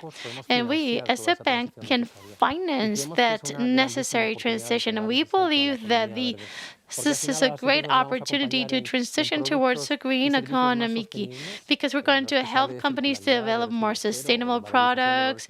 We're going to promote circularity. We're going to accompany our individual clients that also want to contribute to society. We're offering clients investment tools. We sometimes recommend them investment funds that invest in green companies. And we believe that when offering our products and services, we need to be very transparent. And there needs to be public scrutiny. We need to raise the bar. And we've signed different commitments, the TCFD, promoted by the UN, that is aimed at providing transparency to investment in the fight against climate change. And Jaime and I participated last year in the COP25 summit. I'd also like to mention the responsible banking principles. So we need to use the best practices nationally and internationally in order to follow the path that is being requested by society. If internally we're not a very polluting company or bank, but we always want to improve. We have a target for carbon neutrality, a target for 2020. We're already emission neutral in 2020, and we are also very much active in supporting society. And for a second year in a row, we've launched initiatives to promote biodiversity, and we have been able to contribute to society. And I'd also like to insist on that cultural change that I was referring to earlier. We've been able to implement a new way of thinking across the entire bank. Experts say that in order to transform a company, we need the personal commitment on behalf of the management team and the board of directors. And I'd like to ask you how involved Bankia is in both of these structures. Well, it's huge. We've worked in a cross-sectional manner. This isn't something that has been promoted from the sustainability unit. No. All the employees have embarked on this. All the managers, and we've been actively listening to everybody. If you're willing to learn, well, of course, you will be able to contribute to a change. And I was mentioning the intellectual humility. We need to be willing to listen to things that we perhaps do not like, but we need to understand that as a way of moving forward. In Bankia, we believe that we need to listen to what society is asking for. We need to be seen as useful, and that will help us excel. Thanks very much, David, for sharing your insights on sustainability and good governance. It's been a pleasure to have you here, sir, in the set of Atresmedia. Thanks very much for sharing such an enriching business vision that adds up to the previous experiences shared by IKEA, MSD, Manpower. We're reaching the end of ESG Spain 2020. we've been shedding light on the next steps towards sustainability. We've analyzed the importance of stepping up ambition, and in the second part of the session, we've addressed what needs to be done in order to accelerate action. And now, to wrap up, I'd like to introduce you to Montse Marinet, Chair of the Board of Forética and Manager for Communication, International Relations, and RSC of Manpower Group. Good morning, ladies, gentlemen. We've reached the end of this 8th edition of the ESG Spain Forum. We've listened to the different speakers, and now the time has come to right the ship. And we need to be able to follow the course with great determination. In times of uncertainty, it is impossible to be optimistic. However, we need to promote leadership. We need to promote action. We need to forge partnerships for Forética, for all Forética members. Today is an important day to help us be aligned and remain aligned in our vision so as to maximize the positive impact of the organization and the companies in the present and the future of sustainability. In 2 days' time, on the 25th of September, the UN will celebrate the 5th anniversary of the SDGs, the Sustainable Development Goals. At Forética, we know that now is the time to strengthen all these aspects, especially as regards those that have been most severely hit by the pandemic: health, inequalities, unemployment. We need to progress in SDGs. This is an individual and collective responsibility that opens up a plethora of opportunities for companies to, grow stronger as a result of this crisis. We need to contribute to better living conditions. We need to contribute to new jobs and to create new jobs. We need to invest in renewable energies. That can be a way of creating more than 200,000 new jobs in our country. It is not a time to hesitate. We are in the decade of action, of sustainability, and we firmly believe that companies need to play a leading role and that they can influence in the performance of other companies and governments. We need to continue promoting, continue fighting. Today, more than 1,500 people have participated in this event from Spain, from Latin America.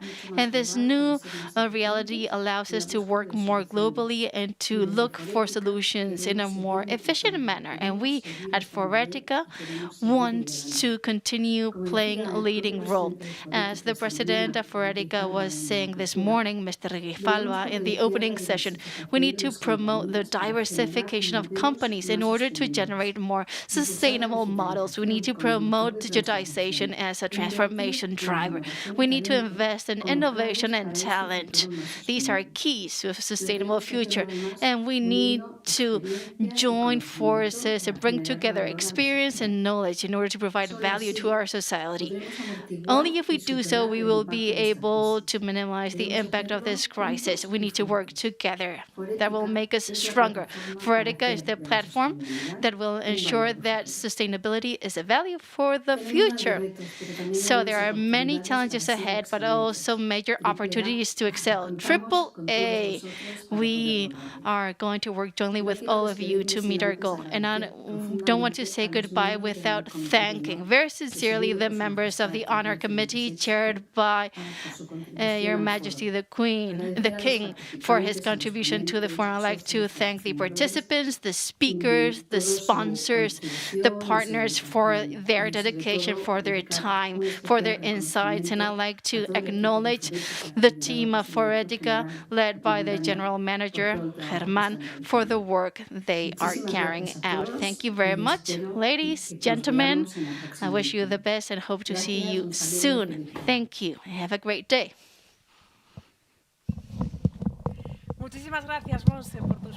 Thank you very much, Montse, for your kind words. And now it's time to close this 8th edition of ESG Spain Corporate Sustainability Forum. It has been a very interesting edition, and we take with us ideas to reflect on, and undoubtedly I am fully convinced of the role of companies and the organizations we've listened to today. The sustainability movement and its mobilizing, inspiring and energizing effect is essential for the improvement of society. So we leave here today with a full conviction that each and every one of us can be an essential part of a change towards a better way of doing business and ultimately a better form of society. I say goodbye to you all, and if you have missed something or you want to recommend the program to a family or a family member or friend, this will be on a YouTube channel of Forética. So thanks for your time and your commitment to keep on pushing forward the sustainability agenda on all levels. We encourage you to spread the message of sustainability around the world, increasing ambition and accelerating action. Thanks to you all. We are waiting for you at ESG Spain 2021.